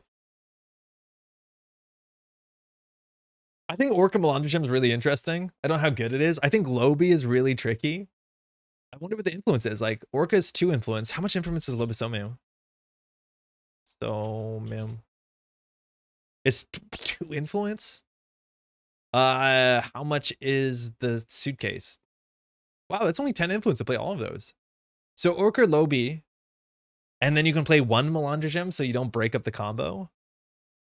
That was Joe's old knife deck. Yo, Alex, how's this compared to, like, the more straightforward stuff? Whether or not it's on, Matryoshka or not. I was like convinced that you would go for the Lobby on the last instead of the knife. Because I think it's hard to triple knife PE. But maybe not too hard. I don't know. I still never win with it's a really cool combination of cards, that's for sure. And I didn't realize how little influence it is. Like, I don't can you play Lobby Orca with Toolbox and Anarch? I don't think you can get central access as easily. Matryoshka completely ignoring my knife deck's existence. Oh no, but I was talking about Joe's deck. Or that wasn't Joe, that was Jason on the West Coast. I think like the regular breakers and having Matryoshka, or sorry, having knife as a win alternate win condition is like reasonable. You can buy best stuff other than Anansi. Yeah, Anansi does do that. It's weird. I need to look more at how this deck works because I don't fully get it. But obviously it's good. It's strange. It's very strange. And I haven't seen the Hallman do anything. But it definitely can. It's like one of the reasons why you can't not run, because they can score from hand. Very cool. Okay, let's do some news real quick. It's already 10 o'clock. Man, Thursday night streams feel so much faster and shorter. Reboot started with the start of Curation team. So this is just announced. This is sick. Shout out to 3 folks here. Lucy in chat. Again, if you want to give any feedback, any advice on what you think startup is or how she goes. Not that these folks have to read it, but you can hit me up in the YouTube comments. I'm fascinated. And I think we will play startup at some point in September. We'll spend like at least a week maybe trying some startup. So there's some write-ups about all these folks, and basically they're going to be joining forces after Worlds largely to get some curation of startup, which is really cool. I think people want more like hands-on startup approach. However, classically, Null Signal Games has wanted startup to be as approachable as possible. So they've kind of, been apprehensive to do things like limited or ban list and stuff like that. Not that we didn't eventually get a ban list in startup. It just took a long time. I'm reading it all. Please don't play startup until after our ban list drops. You're losing startup players as they join and they leave. I think currently, like, one of the cool things is in Montreal, we just had an NBC Montreal and we had a couple players come out and play in standard. A bunch of those players, like, they're still definitely proxying cards. A couple of those players were set up with like specific decks, like, hey, play this PD deck, play this Zaya deck. These are really good places to start. What was also really cool we found out is that there's a lot of newer players that are getting in on the same sort of recommendations that I know I recommend. Like, if you're a newer player, get some accesses with Zaya, play some PD, have an Anoetic Void and a Mana Garment, score out. It feels good, it's consistent, and it teaches you generally good enough fundamentals. It pushes your game plan forward. And what we found out is in later rounds when the newer players who are generally, bottom half of the tables in terms of the wins, they're figuring the game out, were playing against other newer players on the same decks. And they actually ended up building their own meta that they were comfortable with. They were like, oh, you're playing PD.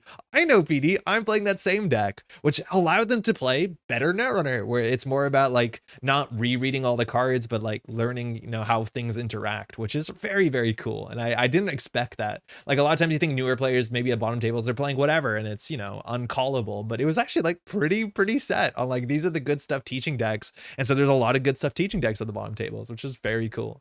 To clarify, we're already assembled and working on things pre-Worlds. We aren't calling a panel as we don't think we need a lot of feedback right now. We know what's wrong with the format. Oh, super cool. That's a good clarification. Super stoked to see what's coming from this. Again, having more formats, especially like the startup format, which I imagine most people look at when they come into the game.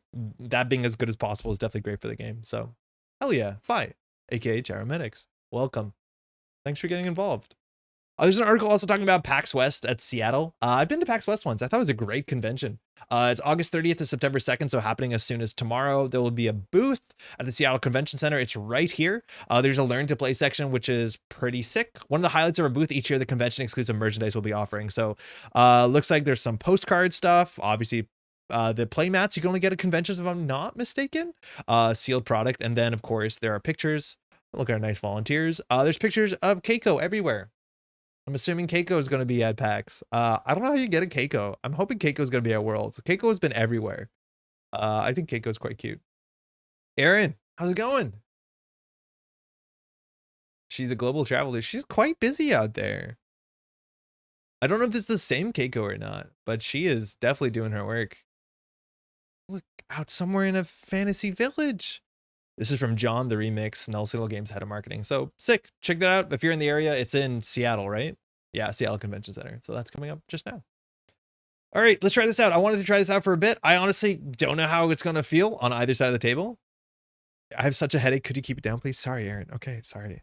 Hopefully you're feeling better, huh? We're going to be playing some Earth Station. This has a flip identity. There's not a lot of them. And the idea is we want to keep the runner out and we want to make sure the runner is not making successful runs. We have a lot of ways to do that. We have Embolus, which is a card you might not have known the text on. This is a magnum opus card. The second, or actually, is it the third card designed by Dan D'Argenio? I think it's the third card. Thank you. Good night. Feel better. Never ASMR. So we have so many ways to make unsuccessful runs. We have Embolus. I didn't know Kevin tamed this illustration. That's I quite like that one. We have Crisium Grid. Great. That makes runs not successful. Very good card in the meta right now. For those who played back in the day, this used to be a consistent 1 to 2 influence splash in a lot of decks, just because there were so many very powerful unsuccessful run triggers. We're not too far away from that right now. We have our ability. We have Transport Monopoly, which is an agenda you can score. Defensive agendas. Weird, but you can score this out. We also have an eminent domain package and a mix of 5/3s. So I don't know what our scoring pattern is, because if we score an eminent and a send a message, we're on 4, and then we probably have to score like 2. Like the agenda package to get to 7 seems really difficult. When you want to be planning out your deck and you're building your deck, you want to figure out, how do I score to 7? And I'm assuming we want to score an eminent, which means we need to score 6 points. So as soon as we score and send a message, it like doesn't help us unless we score 2 send messages. So I don't know how to rectify that. We'll cross that bridge when we play the deck. Rhyme is pretty fun in a deck like this, I imagine. We're on 2 business as usual. Very strange as well. We're on reversed accounts. I like that as a way to jam into the remote server. That's a cantrip. Whether you want to play NGO front or just be more miserable, miserable is an option you can play for sure. Feels like the agenda package is score 8 and then treat the eminence as 0 pointer. Yeah, which is like fine. I don't know. It feels really strange. Triple Archer 2 means that we might have to score to 8 consistently, because we'll probably eminent an archer and then just like res another archer.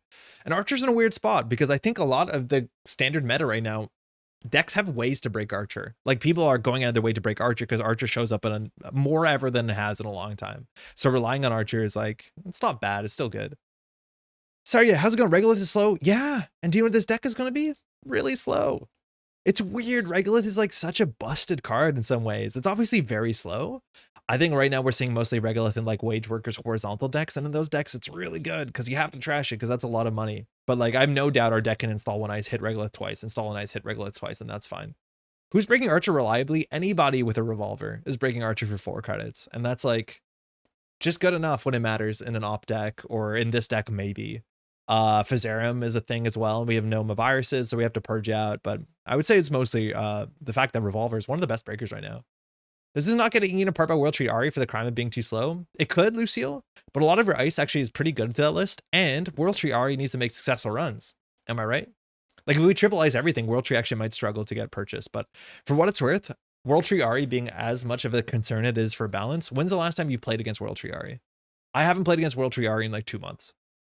Like, I literally don't know if people are still playing World Tree Ari. They're not showing up to tournaments, really. It's like the biggest deck that no one's playing. I don't know why. Yesterday. Okay.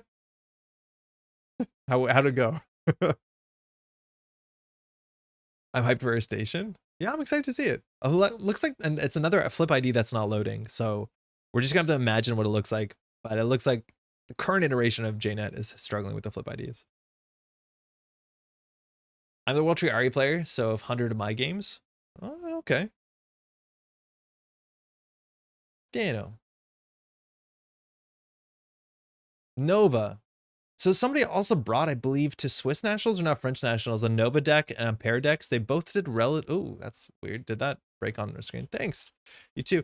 I feel pretty good playing against Nova, I'll be honest. I don't think it does anything. Now it has good cards, but it's also super inconsistent. So I think we played against Dano a week ago.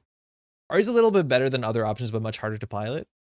It's like weird, Brandon. How's it going? Like the lat decks just feel so smooth and consistent that I don't feel like we have to do that much. South or East Regionals had a Nova in the top cut. Was it, I think, one of the tiebreakers?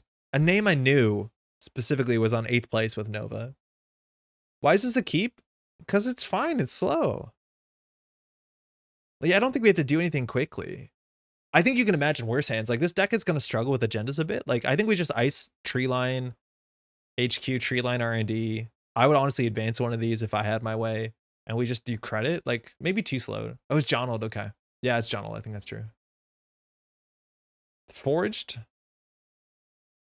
I don't want to res it, but I feel like we can get away with it. Mind you, it costs a credit to run HQ. It cost $1 to see these cards. Nova doesn't have dollars. Paragon, cool. You can choose any console. That's a fine console. Doesn't care about successful runs. Scry seems okay in Nova. But like, we just get an ice on our... We're going to be clicking for credits. Top deck a Regolith, please. Oh, sick.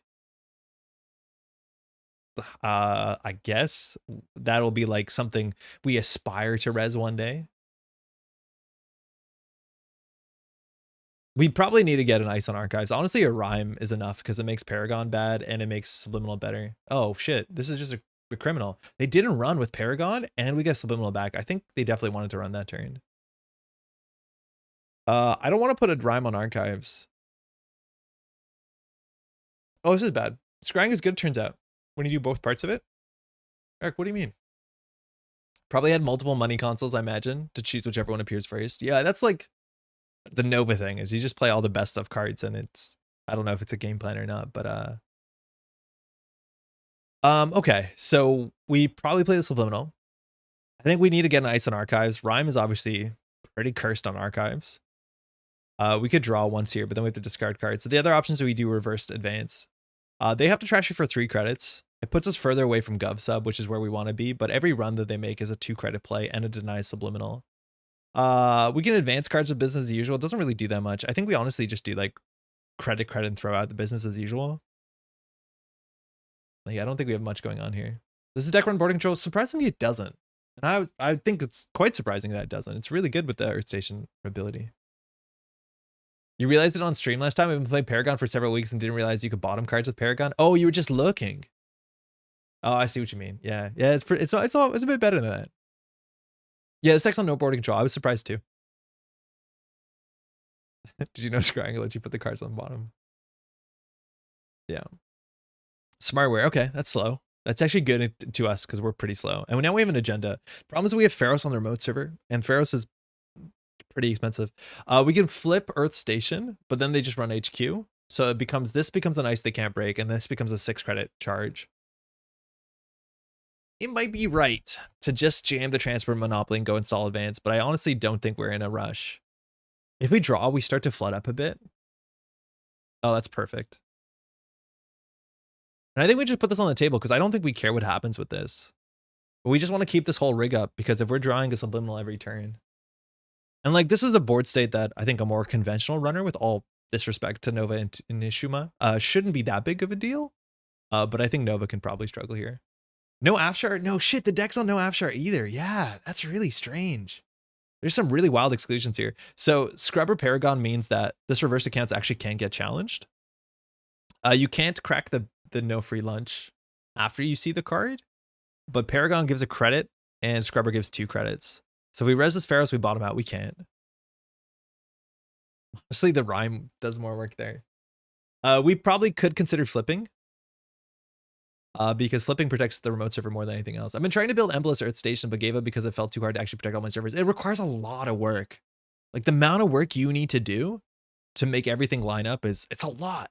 Like, you need to ice up everything. You need to put Chrysiums. You need to flip. Like, by the time it's turn 12, I feel like you're comfortable. It's really hard to make everything line up. A Chrysium Grid would be a good draw. Regolith would be the best draw. Okay, that's pretty good. I think we're just going to install this credit. Like, if they realize they can run the Pharaohs, that's pretty bad for us because that denies a bunch of things and gives them good value, but we just need to keep them out. So actually, I think we do flip credit just so they can't run server 1. Flip HQ credit. So we definitely want to res the government subsidy before they get in. So we're probably going to have to res the tree line this turn. If they're really aggressive, they'll force us to res both tree lines. But now running server 1 costs 6 credits. So again, top decking the regolith would be sick. We have to res everything just to keep them out. So like enjoy this gameplay for a bit. At least that gets a credit back. Do we get at least extract for the regolith? No, there's no extract, but I don't think you want extract if you're not playing op. Like trashing a regolith to gain 6 credits instead of 3 credits is probably not worth the card. If they can't steal, you don't need a score. Okay, we could fix our hand. If we draw into a hedge fund, we're in a good spot because we just want to play the government subsidy. Now the other options, like we can just install advance to send a message, but I think we want to do that slightly later than this. Please get a hedge fund. Shit. So we'll do Rhyme on server 1 to play around the 1 of inside job. Like I don't even know what I'm playing around here. I think we'll score the transport before anything else. But it just seems so extra. Like I'd rather have a send a message happen. Because I don't understand how we res this. Like we're just totally stuck in a waiting room for regolith. Like, this is where like BTL you start resing everything, okay? We have to res that. And just see what fractor they have that deals with tree line well.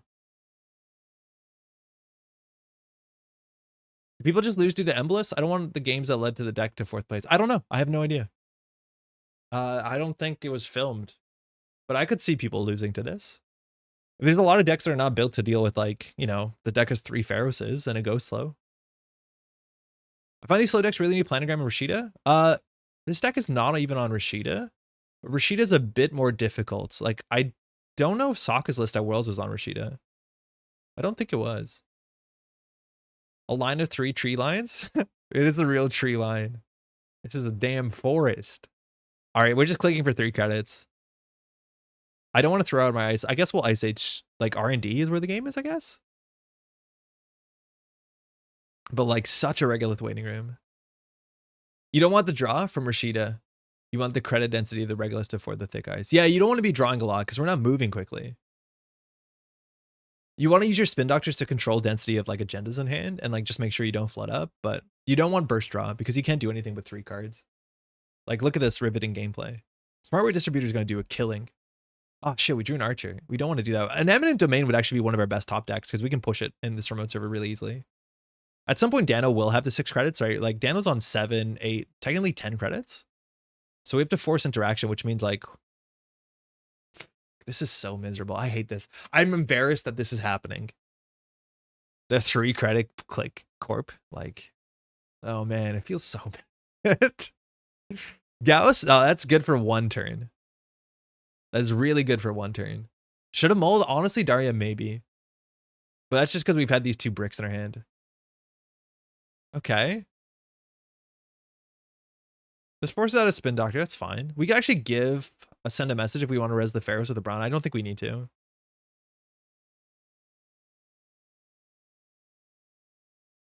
I'll put the reverse back.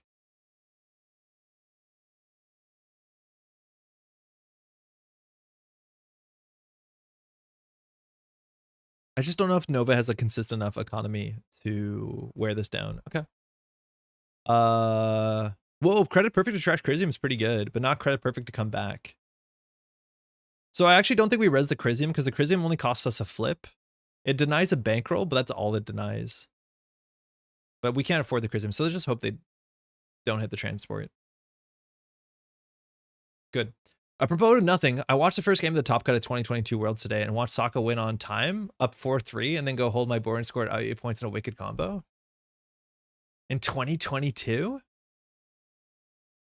I don't even remember what's... Oh, Sokka was playing like Sports Metal PE.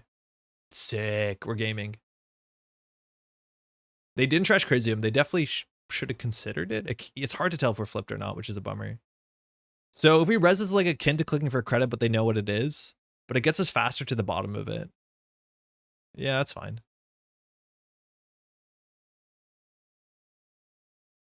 Put Archer back for Eminent. I forgot the list was miserable. Yeah, we have 3 Archer. We're in no rush. Now Gauss breaks Treeline for 5 credits. I'm pretty sure they have another Fractor, but 5 credits. Flip Switch is not bad. That makes the Archers a bit worse. 5 credits to Gauss a Treeline. To Kobe, okay, 5 credits and... Oh, God, I hate this. I hate this so much. All right, I don't think we need to do anything too clever. We've now crested the hill. So Rhyme, Pharos, Embolus will be our remote server. I think we can start paying for this next turn. I think we'll just HHQ. Every turn we'll push the next thing. Like, we don't have to go for full prison lock. We are going for full prison lock. 5 plus the core by D-Tax. Yeah, it'll be 6 to run this. And then it's like Rhyme, Pharos. Pharos is not that much more expensive to break. With Gauss, 2, 4, 7. Oh, actually with Pharos Rhyme, it does matter. No hustle, no NGO, no wall-to-wall, no Oaktown, no planogram. This is 3 credit turn deck. Yeah, it's super, super slow. So they're running this to threat to res with Gauss popping bankroll or no free lunch. Yeah, we'll just res. It also does turn off our subliminal. It's oops all barriers. And we want our outermost to be hard to farm to Kobe off of, as much as that's like a niche interaction.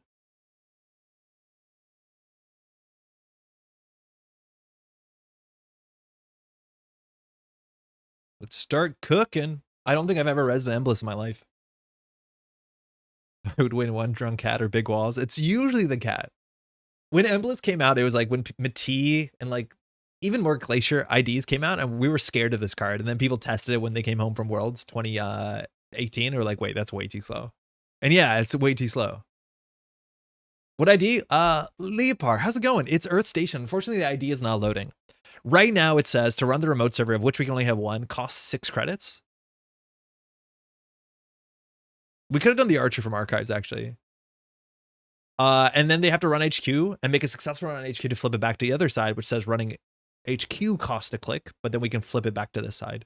I did a bad job explaining it, but it's called Earth Station, and it's not very common. It was the first Wayland ID that Berserker got thrown out. Oh yeah, we played against Berserker last time Dano played. Oh shit, we were meant to res the Embolus. I think that's overall fine. Yeah, we definitely meant to res the Embolus there. So how much money do we have left to res? Pharos is 7. This Pharos is 7. We don't have to res this Pharos. 7, 14, 15. I think we'll push transport next turn, and then we'll do the regolith after that. This sucks. Berserker's pretty cool. It breaks almost everything. Sadly, Cleaver. It doesn't boost, though. It used to be like weird because it was actually one of the better ways to break Eli 1.0, which was a consideration for a Fractor. But like, you just can't break Treeline with it. It's a cool idea, but I wish it just had some way to boost. Like, I think it's cool that it scales off of subroutines. Like, it's neat. It's a neat design. It's just like not functional. Oh, it's a Mocklet. That's another astoundingly bad Fractor. I don't know how Dano is allowed to pick one of any cards and then found some of the uniquely worst Fractors. Mockler breaks 4 credits for a tree line.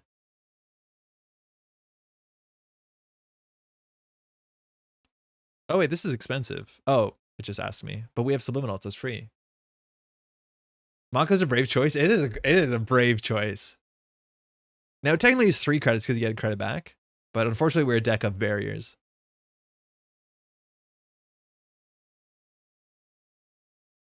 So this puts us to 13 credits. They have a Logic Bomb, so they actually can get through the Pharos, but Logic Bomb into Embolus is a pretty bad combination.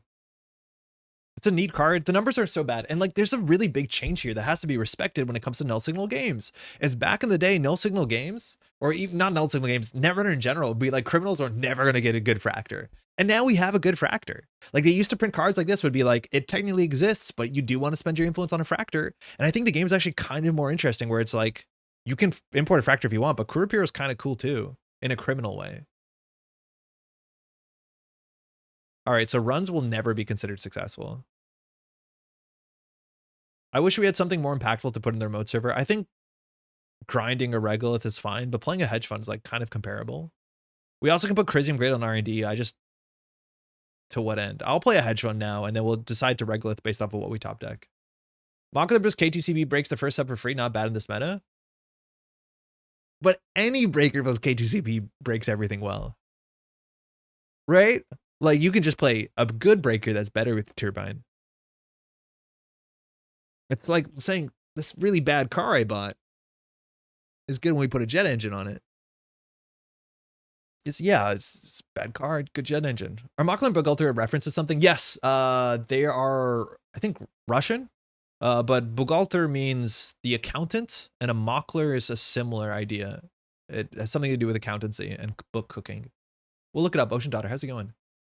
But Bugalter means the accountant. What's Mokler? Mokler, Russian, English. I think it's Russian.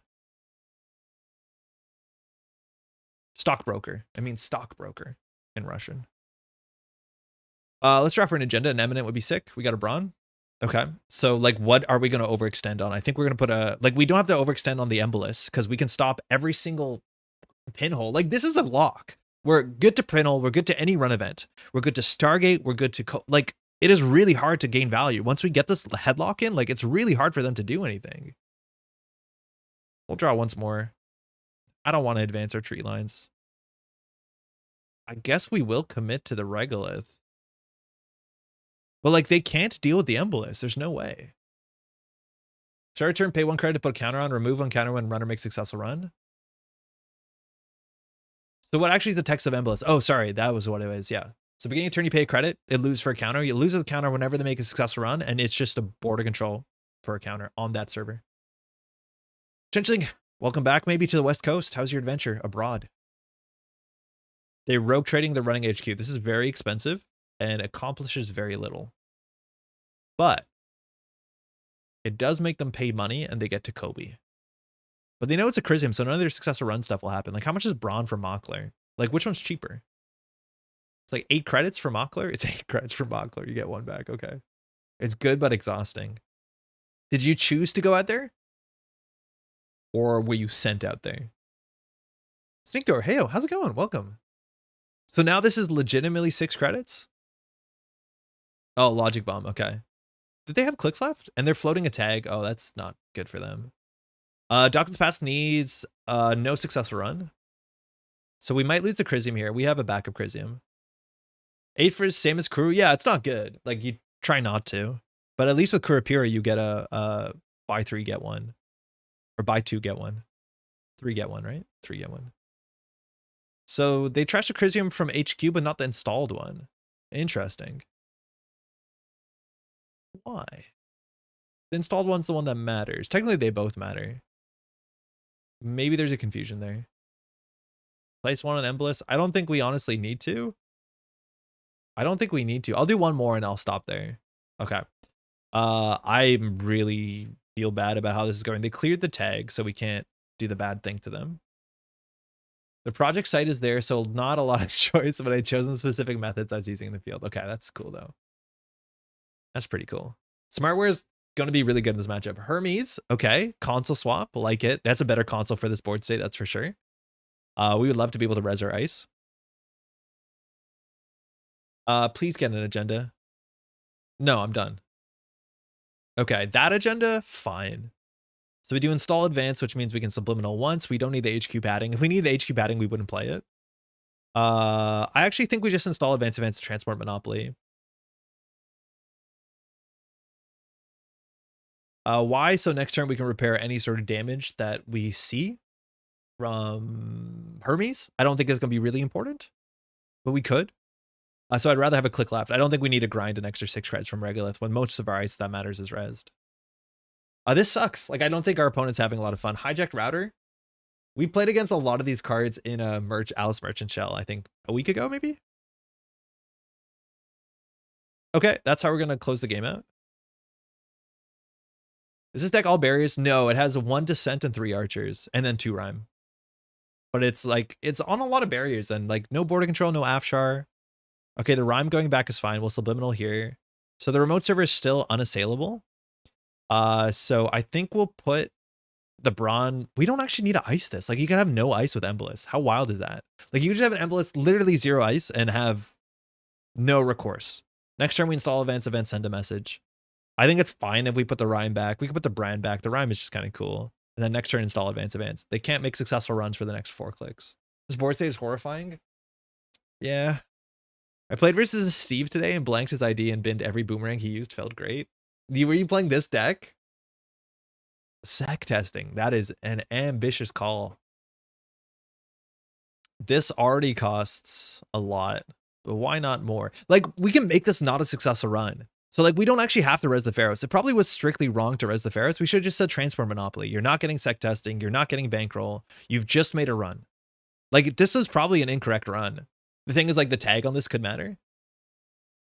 But, like, our opponent just cannot make successful runs for the rest of the game. And it turns out a lot of Netrunner, besides stealing agendas, cares about successful runs. This might keep us off send a message for one turn, but actually probably not. I think we just do install advance. There's no way to beat Embolus. The only way to beat Embolus would be if they're playing Light the Fire, which actually they might be. That would be pretty sick, honestly.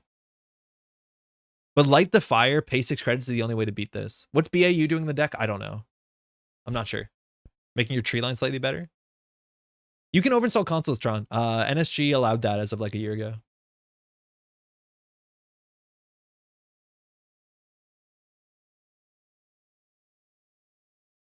Like, Hermes is probably the way that something happens here, but like, I know I can't res the ice, but what are you going to do?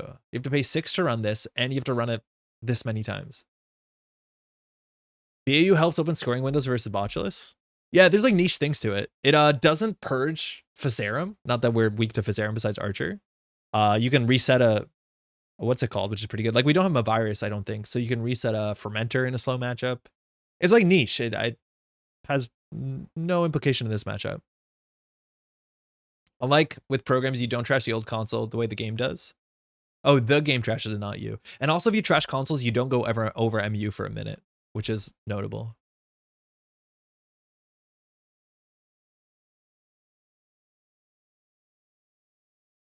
Yeah, Embolus is hella toxic. That sucked. That's really bad Netrunner. Good game. Sorry about the grind. That was only a 20-minute game. That was only 20-minute game. And admittedly, like, the Nova economy is kind of what you expect it to be. But that was a big old pile of walls. And these are like really bad fractors for most situations, let alone specifically this situation. It's maybe a bit better than average, but not great. Pharaohs. 20 minutes, but 20 turns because click for 3 is a lot. Yeah, it's just like regolith, go. No, play against non-Nova? Yeah, we will. We definitely will. Thanks for the game, eh? I think I'll snap concede if I see this deck on Jaina casual. I think I'll spend like the first couple turns doing Hail Marys, but like this is the sort of Netrunner that unfortunately I don't want to play against. Like I feel like I'd rather not. And probably concede respectfully. But I feel bad being like, I don't enjoy this, so I'm not playing. Like, where's the social contract? Is it when the game started, or at all points in time in the middle of the game are we allowed to reevaluate the social contract? Me out here cooking a fair and good Earth Station deck with this deck pops up. Daria, that's in your best interest. Because during a tournament, people are going to tilt when you show up with an Earth Station ID. I don't think the Earth Station ID is like helpless. Like, I think you can do cool stuff with it. It's hard to make it cooler than Op, as much as Op seems to be struggling to be relevant, but go to Moby so hard at this if it shows up in a tournament. You can't do that. It's against the rules. If you're not putting it in the title, you have to deal with an IMO. Yeah, I guess so. You can get to a board state where like a concession makes sense. Turbine usually takes this idea apart. Yeah, but like people don't play Cleaver Turbine. And like that's the weird thing is I don't like matchups where like I know I'd be better if I was playing like Turbine Cleaver. But even Turbine Cleaver only goes to 5 strength. It's still hard. Put in the game title or say in chat before the game starts. You can ask for anything. I'm 100% cool with concessions to be clear. Yeah. I think most people are. As things stand, I might have Earth Station to Worlds. Yo, Daria, I didn't know you're going to Worlds. That's sick. Hell yeah. Is anybody, since the message got out, bought the Worlds tickets to get that sick pin? Mind you, it's like the first 250 tickets sold. So consider it. It also just helps organizers know who's coming and how many people are coming if you buy your ticket. So consider that for sure. I'll be at Worlds. Yeah. It's going to be hype. Gonna play in the team tournament. Gonna cast. I already had my ticket. There you go. Big runner. I don't recognize his name. This could be Smurf. Seb. Oh, that's cool. Ice Destruction can be pretty good against this list. I like this hand though. Thanks, you too. Like Aquaceres crew can be pretty good against us. We have a reason to ice up archives anyways against the likes of Iru Ayase Pessoa. We'll see how it goes. Okay, that's a good start. So let's plan our first turn, right? If we can get a regolith in the remote server and just flip our identity, that's like honestly good enough. So we can government sub on turn 1. If we do tree line, gov sub, hedge fund, that's like fine. I think we can leave R&D open. It's a bit of a, you know, it is what it is. Feels good. Open R&D, Baya. Baya is a good card in sub. I'm starting to find slots for it, but it's one of the only ways to clear tags that doesn't feel terrible. Without spending like no free lunch influence. Devil Charm. Okay, this is Ice Destruction, so I think they have our number. So like tree line's really good because if they double charm Aquaceres a tree line, we definitely need to ice up archives very soon because they're going to be trying to practice put stuff back. But this is the sort of fight that a deck like this needs. 6 strength ice is almost the lowest this deck has. Yeah, the 4 strength ice is exactly where you want it to be. Do we flip? I think we do flip. We just hit the regolith for a bit. Like Archer's pretty bad. If they spend 9 to trash a regolith, I think we're happy overall. They don't know the top of R&D. They knew that we drew this regolith and they didn't trash it, right? Yeah. Ooh, early laborites. We're scared of those. Eye for an eye, friend of a friend, steelskin scarring. So eye for an eye is not what I expected. It needs a successful run. That's good for us. And it's an HQ run. That's good for us. But the thing that we're really worried about is how many times can they play Aquaceres crew? Devil Charm is a 3 of. You can't make more of them because they remove themselves from the game. And otherwise, it's like Leech. And we're good at, with business as usual, dealing with Leech. Praxis, yeah. That's what we need to ice up. I would actually ice up Archives sooner than R&D in most situations. So what does this bring back? This is not, doesn't seem great. Because we're not on threat, and they just bring back a friend of a friend. Like, this seems like the sort of stuff you do, and it feels better than it is. Okay, they have a Manuel. Great. Okay, Boto. We don't need more money. We'll draw once. Crisium Grid. On Archives is good. On HQ is great. Interesting. So Manuel and Iru means we have to ice up both of these. I'll put the Archer on Archives for now. We'll just try and keep stuff. It actually might be more important that we have a Resible here. Hold up, Mr. Yusen. You're not Jeff Jai. How's it going? I had a great stream with Jeff. It was really, really fun. Do clicks make 4 credits and install Manuel? I mean, it's fine. It's fine, but that's all it is. It's fine. So Aquaceres might knock on HQ's door. If they Devil Charm this tree line, I think we're relatively happy. Right? Like we have Pharoses, we have Botus, we have, yeah, this is fine. Opening up HQ, trashing Regolith, we don't care. They honestly could have considered taking the tag so they could see our whole hand. It's worth something. Trashing double Regolith, maybe that's good. Archer on Archives is a statement and a half. It's just like, we won't res it. They just need to know it's there.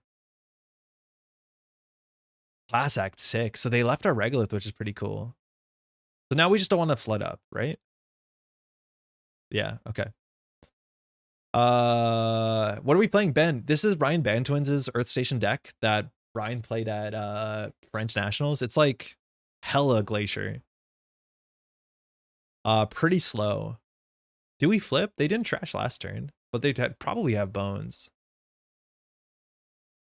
We beat 1 Devil Charm so far. I really just like that Crew can remove ice before the Subroutine's fire. They should have been the same interaction as Hippo. I hear you. Crew's a massive card. It's weird. I think when Devil Charm is gone, Crew's going to feel a lot better. I think Devil Charm is the problem usually. Because like if they have to take a tag and then that other stuff, it's like kind of more interesting. But the fact that you just delete ice, I agree. It's really strange. But that's more of a Devil Charm problem than a Crew problem. Because like without that, it becomes a card that like is strong against cheap ice or low strength ice, excuse me, which is not too different than what Anarch used to do. I like that Crew is good. It's cool. Devil Charm is the one thing that's like, well, really? But like, I've been enjoying Crew a fair bit. And it seems to be like, honestly, pretty clumsy in most non-synergistic decks. But Hippo's a cool card. I think it is neat that Hippo has more ways to play around it than specifically Devil Charm Crew, which has no ways to interact with it intelligently. Hey everyone, Patrick, how's it going? You ready this weekend? You gotta choose which vampire clan you want to play. Please. You tell us what kind of vampire you want to embody, and we'll tell you the name of the clan. I don't think Devil Charm is leaving anytime soon. Holy shit, you're right, it's not. It's not. I thought it was. I thought it was a guitar card for a second. Does Rodney have a video about it? He definitely does not, but Renegade does. I'm really glad that we have Ice Destruction that doesn't require an Icebreaker. I'm on the fence, Jeff, but I want to be clear. I really like that host deck. Like, I think it's so fun. All right, I think we're going to do nothing, and we're going to do nothing quickly. What side of Earth Station are we on? If we can't flip it, we're on the side we want to be. Rhyme is like fine. We don't need to rhyme the brand. We don't need to rhyme the boat too. I'm just going to hit the money button. What's Subliminal? Riveting game plan. Gameplay. How to play QDEP. It's okay. It's an okay learn to play. Is VTM happening? We're playing on the weekend finally. So John, Maddie, Pat, and I have wanted to play Vampire Rivals. Not the Masquerade, not an RPG. It's a card game, right? For such a long time. We just haven't got to it. We're finally getting to it this weekend. We also do own like 5th edition of Vampire Eternal Struggle. John and I both do, and we haven't played it. The like somewhat modern reboot. They are running with an Amakua and a Bioban, so like this has to not be resable. Luckily, it's an archer. VTM sec. Yeah, I've never played VTM. Us and the East Coast Canadian champ are playing this weekend. Rivals is like interesting. It doesn't seem like a perfectly balanced game, but it has like more accessibility than Masquerade, or sorry, than 5th edition Eternal Struggle, which I've not also played. But it has like the social aspects and bluffing, and it has some cool stuff going on. Rivals is pretty good. Vitesse is much better, but requires 4 people. Rivals is good H2H. Like 1v1? You think Rivals is good 1v1? I want to try Vitesse one day. Yeah, you probably can play it on TTS. The 5th edition, like the rules are still kind of clearly dated, but the social aspects of the game seem very, very interesting. Quebec used to be really good at it. I think Vitesse 5th edition starter box is pretty good. The lack of rotation makes it very intimidating as actual CGG. I think, Jai, you can like basically proxy cards though, right? Like you can just order cards a la carte at drive-through cards, which means that I don't think singles are expensive, but I think the card pool is huge and they keep printing new stuff. Like they just did like a 25th anniversary thing for Vitesse, and it's like, here's a deck that we printed for the first time. It has unique cards in it. Like it's so weird. I feels like the card pool of that game must be huge because it's been in print since the 90s to some extent. But you can buy singles straight from drive-through cards. I'm not sure if it's everything or most things. But like it's the sort of game where I don't think they want it to be hard to get into. So I don't know how legal proxies are. This is Amakua face checking to an archer. Can't res the archer. But Amakua is not great into our deck and is a really good business as usual target. So good to know that. We definitely want to get another Ice on Archives, but all of this stuff, not exactly our proof to Amakua because you can click through a Brawn. But still pretty good.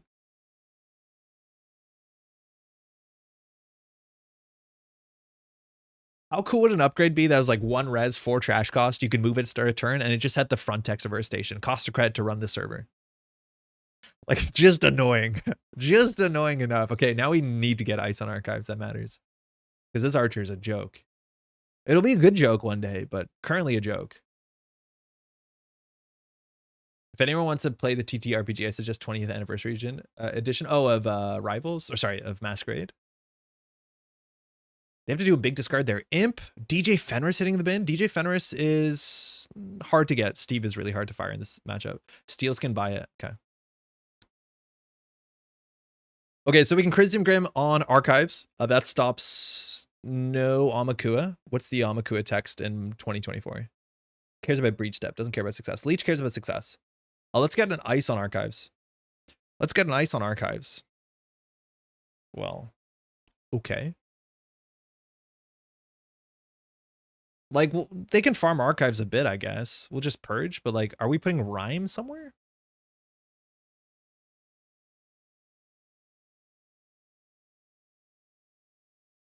Urban Shadow does VTM better than VTM because the mechanics are so much better. Is Urban Shadow a different RPG? Like, I don't know what I want to do with the Rhyme. We don't really need 5 more credits. My local RPG collective is super into VTM. They're like Singapore and Hong Kong enclaves, and they did a LARP last month. The enclaves is a good term. All right, so we have to res 1 big ice and send it into the ether because of Aquasera's Devil Charm. If it's Brawn or Boto, so be it. Obviously, it can't be this archer for a couple of reasons. So maybe a Rhyme on Archives is just good enough because it costs big runner and credit. Urban Shadow is powered by the Apocalypse RPG. Is that one of the diceless ones, Diogen? This is where ABA, yeah, this is a really good BAU matchup for Amakuri Leech. I do also think there's a lot of other TTRPGs that do what VTM is trying to do better. Again, I've not played a TTRPG. I cannot talk about it. I think, what happens if we jam send a message here?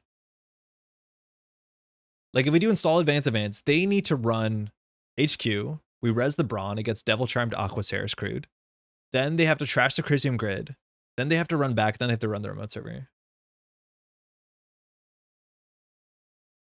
2D skills plus PBTA. So many terms I don't know. It's one of the 2D6 system. Con, how's it going? Okay. Powered by Apocalypse means based on Apocalypse World, not diceless, but 2D6 based, not binary pass phase. Okay, cool. I learned about diceless RPGs recently, and I thought they were quite interesting. Let's draw for ice. That's going to be good eventually. So we'll get this on HQ. I think we can honestly make like iceless. We don't want to put this on archive sooner than later. I think we'll just end this. So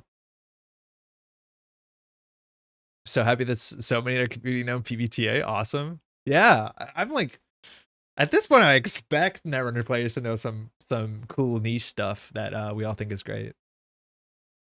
I love the needlessly obtuse nature of the rules of VTM. What's like the weirdest part about it? What I've been really enjoying about 5th edition and even Rivals. Oh, that was a, yeah, shit. I wish we had a Crisium there. Of vampire stuff is like all the terms and all their symbols, and they're like really funny vampire terms, like, you know, alacrity, and Aquaceres coming back is so bad for us. And like obfuscation, and we're talking about TTRPGs. Kato, how's it going? Kato, are you playing Deadlock? So many people in GLC I see on mutual servers with load of niche RPGs. Okay, we're hoping.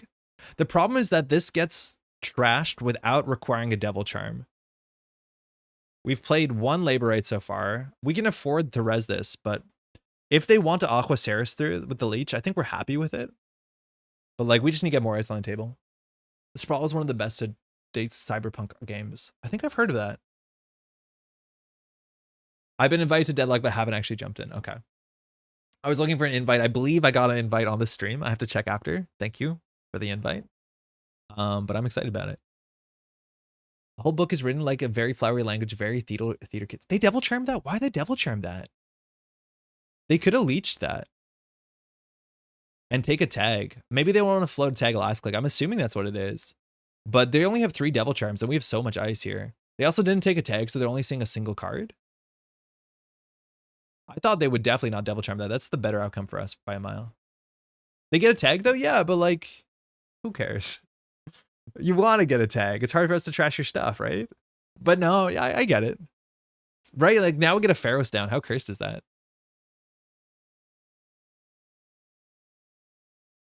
We need better ice for archives. Just so like a tree line would be sick. Not another archer. I guess what our goal is to score send a message so that the archer is actually resable. Like that's probably our best target. I think at this point, yeah, we just put the send a message. We probably don't hedge fund. I think we put ice on the remote server. Like, obviously, we're not going to use it, but next time we can do install advance event, send a message. They have to deal with the ice. They have to deal with this. They're getting to the point where they can consider running HQ with these many leech counters. So, like, I don't know what we're going to do. But anyhow, like, the archers show up before ED every time. Yeah, but it's not the worst because we have send a message, right? Like, we could actually feed them a send a message just to get archives up, but we're worried about the last Devil Charm, let alone leech. I like the setting of Shadowrun, dog water system. I thought the setting was dog water system, like welcome to the dog water system. But now I get it. This is the cool thing about a deck like this, where like I'm underselling it, like playing Glacier like this at this speed well is definitely a skill set, but it means we can talk about other stuff. Cyborg and CBR BBK are both also great depending on what kind of. Oh, Heliamphora, that's really good. That's really good. Luckily we don't purge, we business as usual. Got him. That's sick, actually. Now we can talk about things that aren't never while we click for credits. I'm gonna do something this turn, probably. On that note, Rhyme into Brawn is 7 strength, 3, 4, 5. So they'd have to do run archives, run this, run that. They could run this twice. How do we stop them from not running the remote server twice? Like, they have money now. I genuinely don't know. Like, do we just do another regolith?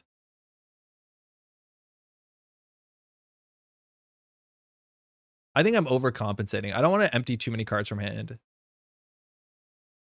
Maybe we shouldn't do the regolith because that's a bit too slow. But I don't think we have to push until we have like 3 eyes on the table. Please send me recommendations for Cyberpunk RPGs. I heckin' love reading them. I'm gonna do something that's turned probably the last turns. Yeah, but they've actually been developing their board state. Like, with all due respect to our opponent last game, this is causing us more consternation because we actually have to deal with their threat. Because every turn they can threaten. Like, Aquaceres Leech now destroys the Pharaohs. Luckily, with the Crisium, we've probably stymied aggression. But if they Aquaceres Leech this, they have an open server, then we have to just probably end up purging. Hopefully, if we have a Spin Doctor on the table, we can eat the Helium for a purge. They can also just break this with Amakua, but I'm pretty sure they Aquaceres screw this. Yeah, they do, and they see 2. Dealing a Send a Message would be the best for us. But Ice Destruction is good into this deck for sure. Please steal 2-card access, Send a Message. Nothing else. Trashing a Spin Doctor would be good too for them. They did. Bummer. Probably better to business the Leech than install the Regolith. Yeah, but I only want to do it on a turn that we're gonna like either consider pushing at or we've locked them, right? Because we haven't locked them. It's like purging while they have access to an open central. They just farm. Because now they're farming. Fuck. There was 2 Spin Doctors in a row. That's so bad. Now the last Spin Doctor gets all recursion back in our deck. Besides the Descent, which doesn't matter. Oh, I hate you, Regolith. Cyborg is the one with the free league. Love that publisher. Oh, this is so bad. That got really bad. They have a tag. I don't care about trashing this. This deck only have 2 spin. No, it has 3. It has 3. We're back, baby. I mean, I guess. There's some like my virus respect, but the Sprawl is PBTA, the Veil PBTA, working for the Corp, descendant of the Queen.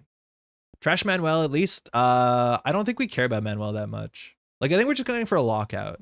We have to trash a card from hand from Seb, and like we can trash the Subliminal, so it's not that bad. We could have considered it. There's a chance trashing Nuke is better, but here, like, they're getting to the end of the line, so it becomes a lot about labor rights and praxis spam, and hopefully we can deal with that. We just need to... Okay. So here, we can't... Like Tree Line probably should go in archives. Currently, it's Rhyme into nothing. Tech Noir is a pretty cool cyberpunk adjacent TTRPG. Very cool. Earth Station would probably be better off with Attitude instead of Spin. Yeah, Spin can be tricky, Devgen. I think Sprint I actually like a bit more. I think Sprint is cool in Earth Station. Because you're right, sometimes you have something in a remote server, so we couldn't put Spin Doctor on the table. But I think Sprint and even Descent is kind of cool. Descent is a nice option modernly. So we want a business as usual, the Leech at some point. They have, thinking, Joing, thinking they have access to 1 Aquaceres Screw, 1 Devil Charm, probably 2 Labor Rights, no more Praxises. So we just need to like close the game out. I don't think we have to do it like totally perfectly, but just good enough. So we're going to have to purge the Leech, res ice on everything. Right now, archives with the Crisium grid, like keeps out Leech, it doesn't keep out Amakua. Giles, how's it going? I hopefully get this on R&D for symmetry. And then we do something in a couple turns. Treeline Pharaohs puts out of the range of the last Devil Charm. It doesn't with Leech though. And I don't think we need to. Like, if they use their last Devil Charm on our Pharaohs, so be it. The fact that we lost Spin Doctor for recursion sucks. But I don't know if we want to expend it like that. Like, this on its own is a problem. Embolus Earth Station, why has this Ancient Evil been awakened? Tokes, it was published. This was not my deck list. I'm not happy we're playing it. There's also always Android Network. Did anybody play the Genesis system? Lucille's describing it as perfectly serviceable. Because I know they tried to do a couple stuff in the Genesis system. I don't know anything about it. I've never played it. 6 cards left for Mentor. That's pretty good. Money doesn't matter if they don't have breakers. I played the Genesis system a couple months ago. It was fun. Oh, good. I wonder if we could double down on the Turtle and lay some Illicit Ice alongside Roughneck. Roughneck is like a Regolith adjacent. Regolith is technically better than Roughneck, right? So there's the last crew. And we have a transport monopoly.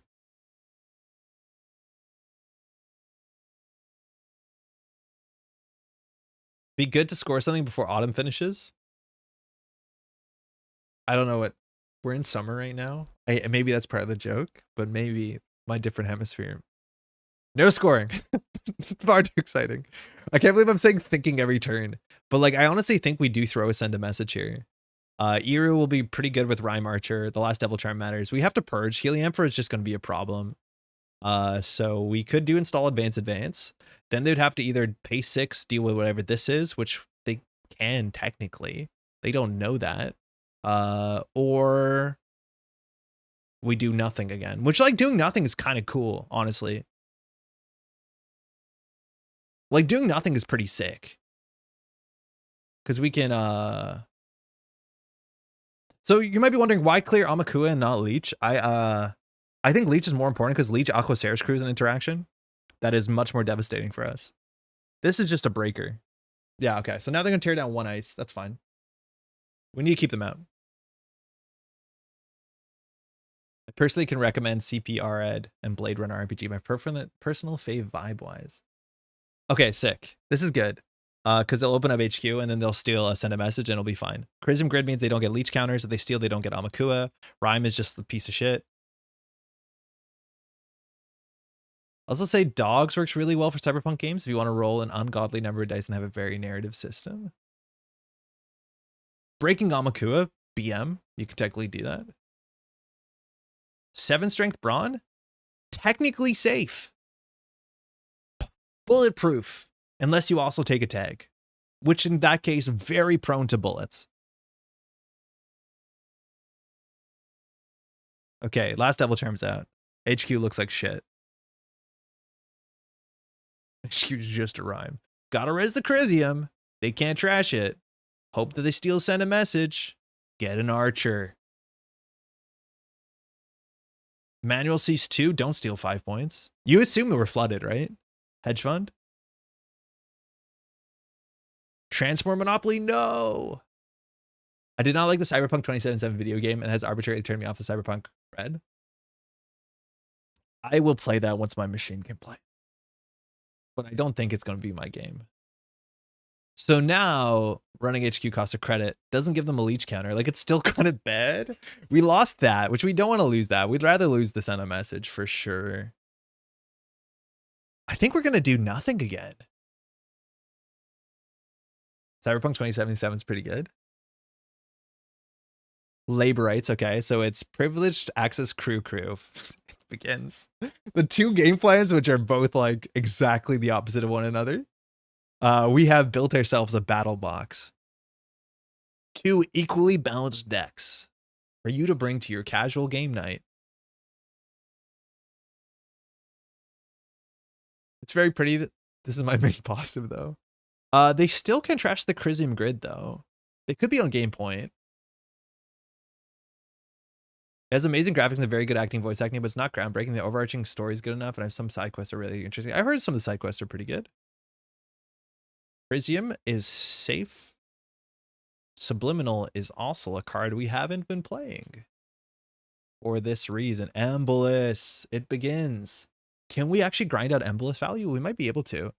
So now we're going to bring, their deck is 2 crews.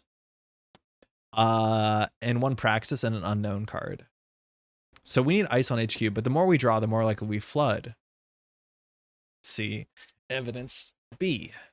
Now we can't risk the Archer. It's so bad. Our ice placement is so bad. We should have just never made a remote server. Just like didn't ice it. How much ice is left in the deck? It really sold itself as an open world game, but the open world is boring. It'd be better if a linear narrative game. I feel like that's a lot of open worlds. Like, I just want an ice here. How much ice is left in the deck? 2 tree lines, a descent. Don't talk about the last Archer. 2 more bronze. Skyrim alert. I played a lot of Oblivion. I barely touched Skyrim. That's decent. By decent, I mean it costs a credit. Could we have used that actually? Yeah, they're safer in R&D, honestly. We probably should have used that. I hope they let us res this. No, now is my time to talk about Morrowind. Back in my day, I'm only slightly too young for Morrowind, but I have massive respect for Morrowind. It seems like very much the most interesting RPG out of all of those three, but also like really rough around the edges. Elden Ring mentioned. Wendigon, how's it going? I got to that monk in a robe that turns into red and black energy that makes my frame rate bad, and I don't think I'm gonna get further than that. That's the furthest I've gotten to Elden Ring in my last run. That thing two-shots me, which is like not exactly how Dark Souls games used to be in my experience. Like it feels worse, but currently the frame rate in that boss arena is becoming an issue, where I don't feel like I can play it that well. You know, someone is going to figure out how to use LLM to build a sick open world game at some point, and that's terrifyingly cool. Oh, a language model? Whoa. Wait, but I have a Crisium grid. You don't want to do this? I have a Crisium, sure? Sure you want to do this?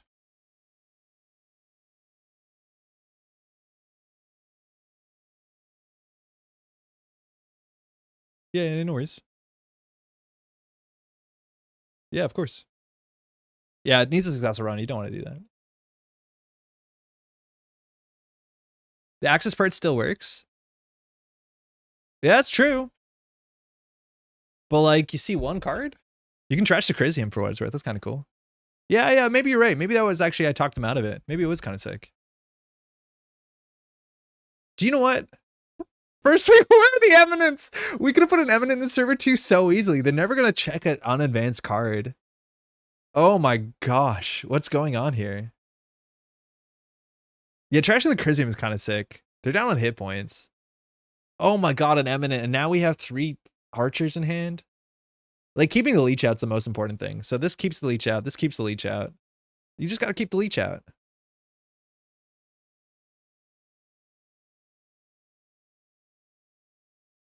That's all we're doing today. You get to avoid the tag. Yeah. That's all you need to make Sem good, is just avoid the tag. I think there's an Eru hiding in the wing somewhere. Luckily, we have a second Crisium on archives. It's not unique. But yeah, ideally you want to see like 3 cards of Manuel, right? Second crew. Okay, they do stack if you take a shit ton of tags. Oh, they paid 6 for this privilege. Can't res the archer. They get an Amaku counter here. I feel like that's a fine trade for us. So far, this ES is pretty good. I don't want to encourage you, Diogen. I don't want to encourage anyone. I'm not sure if it's good. I don't think it's good gameplay. Like, we're starting turn 15. Crisium is a weird card numbers wise. The numbers are cracked. It's cracked. It is pretty good at what it does. And when it came out, like, I don't think people were like knee jerk, this is incredibly good. Lose to Time Simulator. Last game was 20 minutes. This was harder. We're drawing our deck poorly. And also, like, I don't know what I'm doing, but mostly I'm drawing our deck poorly. At some point, we need to, like, get the Descent in hand. Like, I wish we had the Descent res so we could, like, purge the Amakua. Because with the Amakua purge, right, they can face check. Because they have Aquaceris at 8 strength Amakua. They're on 1 credit. Oh, that's true, though. That is, like, really true. Holy shit, I should look over there every once in a while. If I do install advance, I think we win. Can't believe you made me do something. Messed up. You feed Sam, res Archer, Profit, yeah. Yeah, I think we have to res the Archer on archives, though. I don't think we res the remote Archer. I think the remote Archer is Earth Station. My god, he's done it? What time is it? Oh, 11 o'clock. Yes, please. Oh, we just drew our brand. Sick. Subliminal. Triple. Okay, I need to res an Archer for obvious reasons. I'm gonna res this Archer.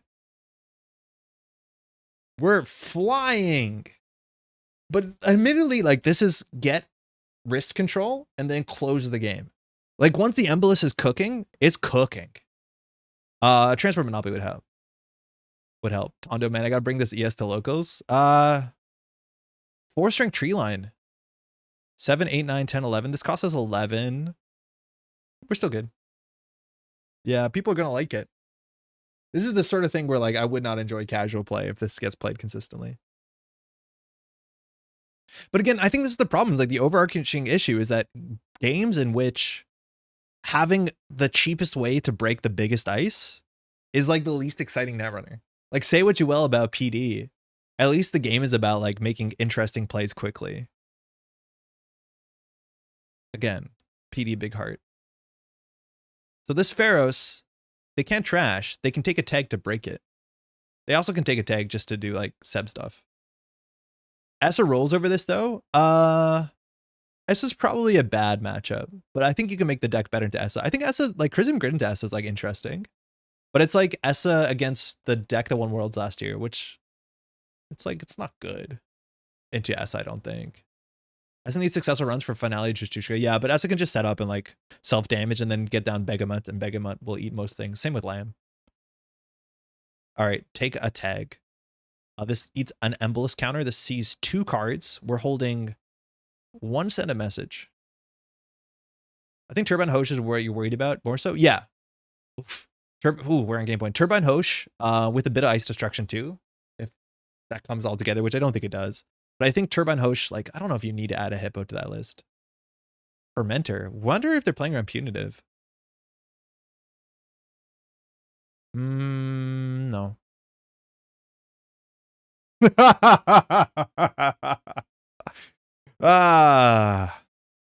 They actually have plays here. Like they can get into HQ.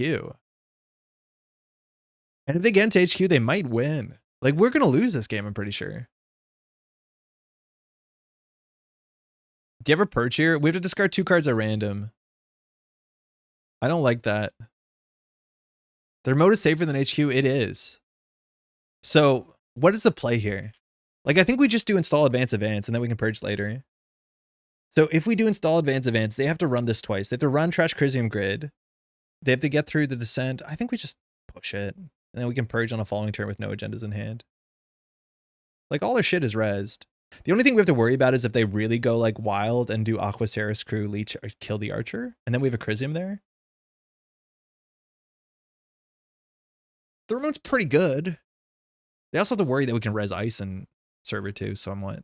We probably should have actually planned another Embolus credit, I'll be honest. I don't think they can afford to run this twice though, but they're going to be clicking for credits for a bit. I think they need to greet that Fermenter. I think they were worried about Punitive. Otherwise that Fermenter pop doesn't make too much sense.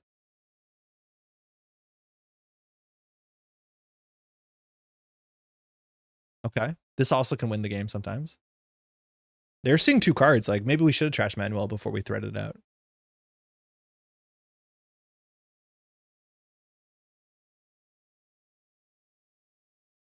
Oh shit. Oh, this gets the Embolus counter off? Yeah, we definitely should have got another Embolus counter.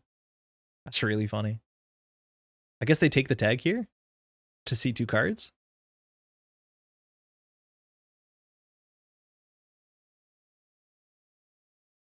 Sublime Purge. I don't want to lose a send a message. We only have 1 more Spin Doctor. And this Descent might not get rezzed for a bit. I thought they'd take the tag to see 2 cards. They can't end Sigs and see 2 cards here. There's only 1 agenda that wins them. Oh, that's not good for us. Shit, that card would have been so good. Like this card, if we got into the remote server when we were pushing Regulus, it would have solved all our problems. Like they can't pay 6 to see a face down. And then when you score Eminent, like I see why Eminent's in this deck. That's incredible.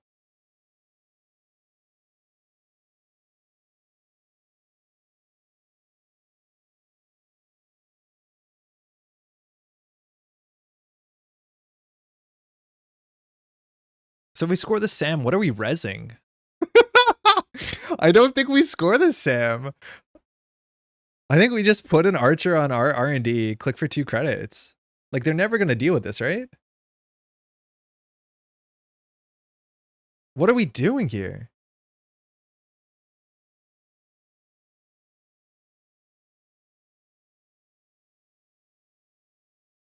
Like this puts us down to... Andre, remember to purge? Yeah, maybe you're right. Here we just purge. That actually makes more sense. Yeah. Advance Pharaohs 3 times? No, we're not going to. I think we're just going to purge. The other option is we can score, but then what are we rezzing? A Rhyme, a Dissenter, an Archer? Like they're all ass. I think purging makes more sense. Because then they can't break this. They can't break that. They'd have to run HQ. Which is not particularly good. We lost The Crisium and the Bron. Oh, okay. Yeah, I think Purge is good. Because they don't have Leech, they don't have Amakua, they can't interact. The best they can do is break 1/4 strength ice. That shouldn't deal with it. They can maybe like get their money up to trash the Crisium on HQ, and then maybe running HQ at least costs 2 credits. But we're actually more scared of them getting brute force money and like running server 2 twice. I just don't think they can get 12 credits that fast. Can't res Archer now? Sorry? We're not going to res Archer. It costs them 6 credits to run their remote server and we end the line. We have no reason to res the Archer.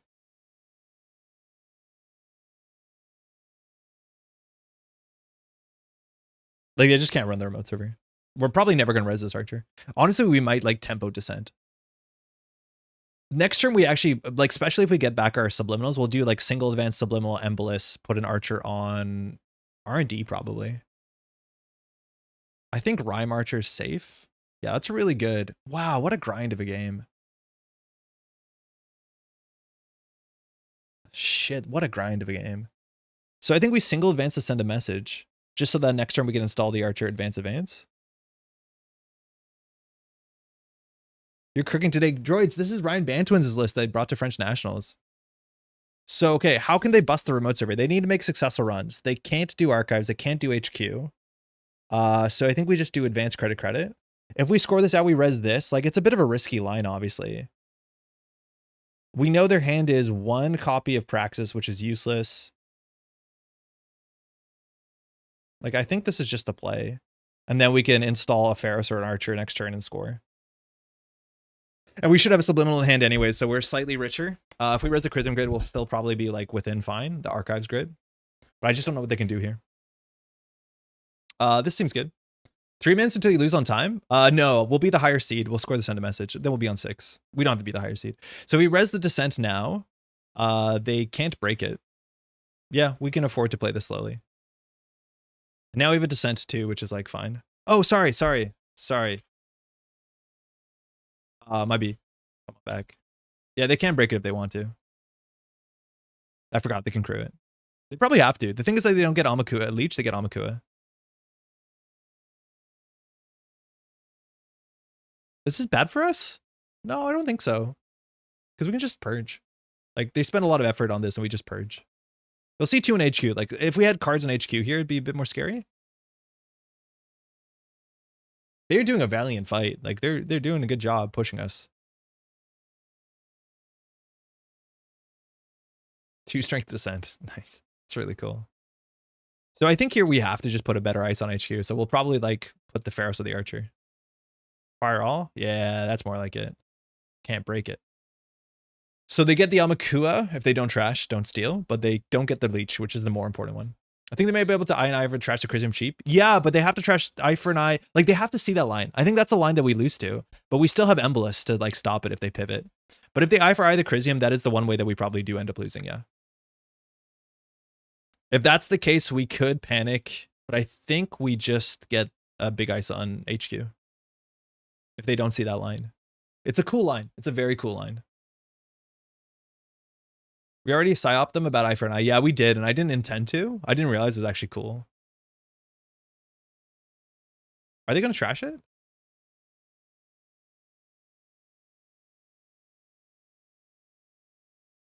Like, this does also just cost money. It gets Amakua counters, and Amakua counters are interesting. But, like, we can probably just purge next turn if we really need to. And it's not losing us Embolus tokens. They're just trying to win, which, like, respect, yeah. So next turn we can do credit, install. Oh, no, we can't afford the install. We're trapped in here with... Who's trapped in here with who? I don't honestly know. Play the tag. Okay, that's really good for us. I don't think we need to do the Embolus. Descent, no, it's fine. Okay, that's fine. So we definitely play the Subliminal. The question is whether we purge. If we install here, we go down to 1 credit. I think we can do advanced credit. If we do advanced, it's pretty bad. It drops us to 1. We could trash this whole server and just get an Archer out there, which might be fine. Score out and put the domain in there. Yeah, but then we can't score it, right? We have not enough money. So I don't think we're in a rush. Like, if they steal the Eminent from HQ, I think we're fine. I think we just need to lock out the Amakua so there's no way that we lose. Which means advance credit. Like, it's safe if we score this. It's like, yeah, you're right. It's safe behind an archer, whatever. I don't like, we don't need an archer on this remote server, but obviously this is safer in there. The question is whether they can get enough money and accesses to get Amakua up to 5 to deal with the Pharaohs, or at least to 3 for Ahasuerus to deal with the Pharaohs. And like they could win. Like it actually might be correct to play slower. I'm so sorry. And then like ice up this HQ, because there's always a chance that they get Amakua up to enough strength that they make 1 run on R&D and C2 cards and we lose. It's actually not unlikely. There's a lot of agendas in 12 cards. I think this line is wrong because we can't score on next turn. Because we're not obviously getting a subliminal. Yeah, I think this line is wrong. I think we should have iced up HQ. Or next turn we just purge and we rewind if they don't win this turn. But we actually are likely to lose here. Yeah, score out to win on time. Yeah, technically we won on time, so this is their last turn. So if they run R&D and win, they win. Imagine having an Afshar here. God, Afshar would be so good. I guess they would crew it, but like we're fine with that. I don't think they have the money to run the remote. To run R&D this turn. So we need a purge. Because we're in a really weird lock. Don't draw, send a message.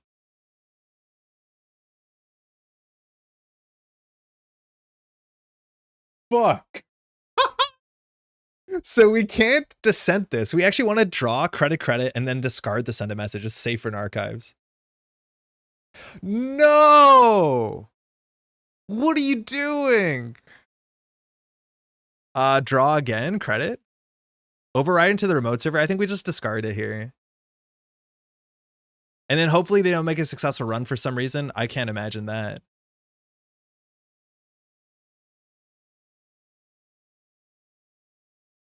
I think we lose. They run archives and we lose.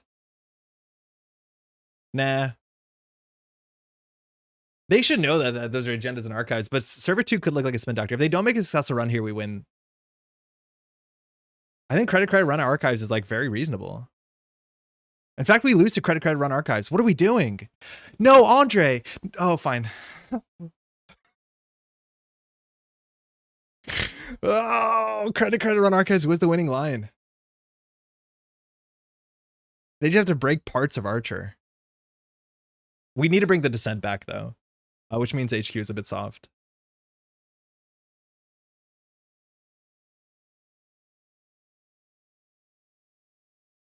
I'm frightened. I'm honestly frightened.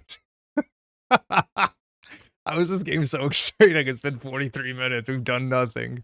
We scored on 2 agendas. Okay, Ferris 3 strength. They're doing it. They're seeing 2 cards here. So what can they win? They actually can't win on R&D. There's only 1 point in it. Is there an above the law on this list? Oh shit, no, they can. There's 1 agenda 9 that they win off of. Fire all? Tag, sick. Andre panicking in a real time about the runner realizing correct line is always a treat. Yeah, when I don't know it. Fine. Getting leech counters though. All right, real talk. We're short of credit.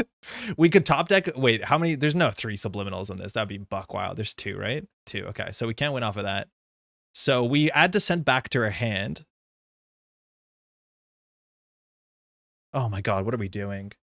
We add descent back to our hand. They can still run this, so I think we just purge. I think just purge. Business as usual wins? No. It's really good though, but I think we just purge. When they purge out, they can't deal with Archer, so we just have to do nothing.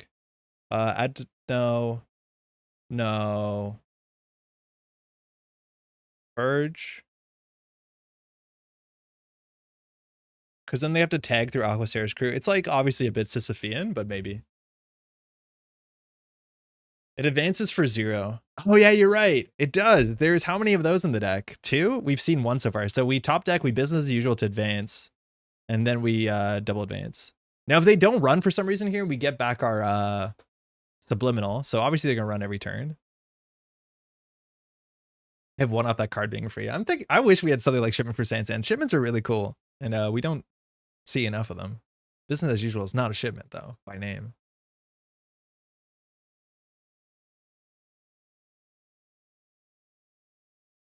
God.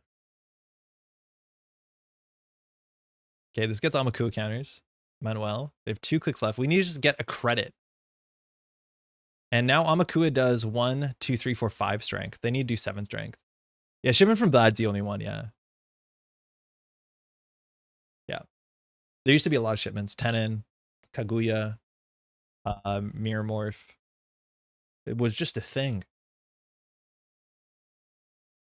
Just floating tags. We could trash the Manuel. We could trash the Aquaceris. I don't think we want the game to be that slow. Rhyme does nothing. Sick.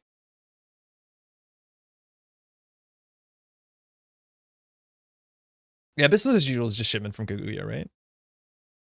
Okay, I'll fire if you want. BAU one time? They know what we're drawing. God, I respect the hell of our opponent for sticking in and also playing to their outs. The question is whether we descent the agendas back into R&D. I don't think we do. Rhyme the bad pop-up window? Shut your mouth. It's good. Okay, so they're on 0 credits. So they do credit, credit, credit. They can get to 1, 2, 3, 4, 5, 6, but then Rhyme will get them. So I think we have a window here. We can also just purge every single turn. Crap. It's just Kathy's that autocorrected too. That's not good. If we purge, we get nowhere. I think we just credit. Yeah, we could purge every turn to BAU, but eventually we'll draw an above the law and lose.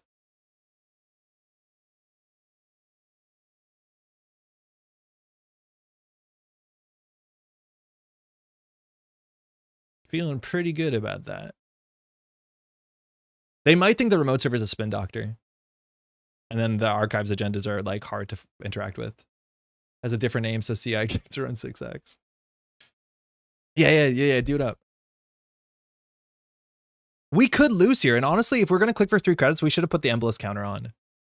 I don't know how we lose, but we could easily lose. They need some money, but like Archer is technically breakable. If it's Rhyme Archer, like if they can't break 7 strength Archer, okay, I think we're okay. Unless they can make 1 R&D run. I think they can make 1 R&D run. I think they can make 1 R&D run. Yeah, because Amaku will be on 3, so it's 1 for this one. They make 1 R&D run. They see 2 cards. Holy crap, we should trash Manuel. Our last click should have been credit. No, then we're on. Hard to say. They need 3 credits? Yes. Oh, they don't have 3 credits. You're right. They need to make money, yeah. Yeah, I'm reacting emotionally at this point in our journey.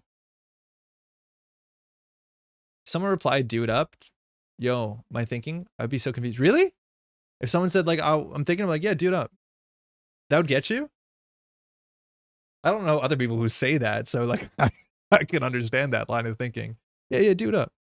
Yeah, I don't know. I get it. Okay, it's a can't run the remote server. Credit. I've never heard that before. Yeah, okay. Op deck business as usual for BM.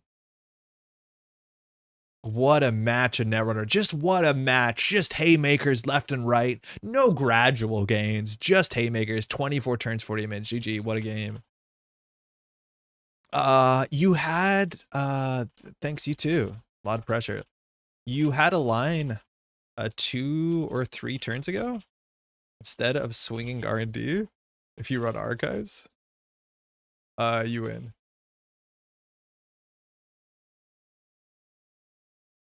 Yeah, on the last dig. Yeah, they could have won if they ran archives. It's hard to tell because they don't know what this is, but we're on like 2 credits. We can't res ice. I think when we drew and discarded 2, you're guessing there's agendas and archives. So I'm guessing they were guessing that there's a spin doctor in server 2. And that's why they were comfortable holding lock. I think that's a hard call. Yeah, those are sick lines. My archives was Archer into Rhyme. So you can bust through that once, no problem. Yeah, this is a good matchup for you.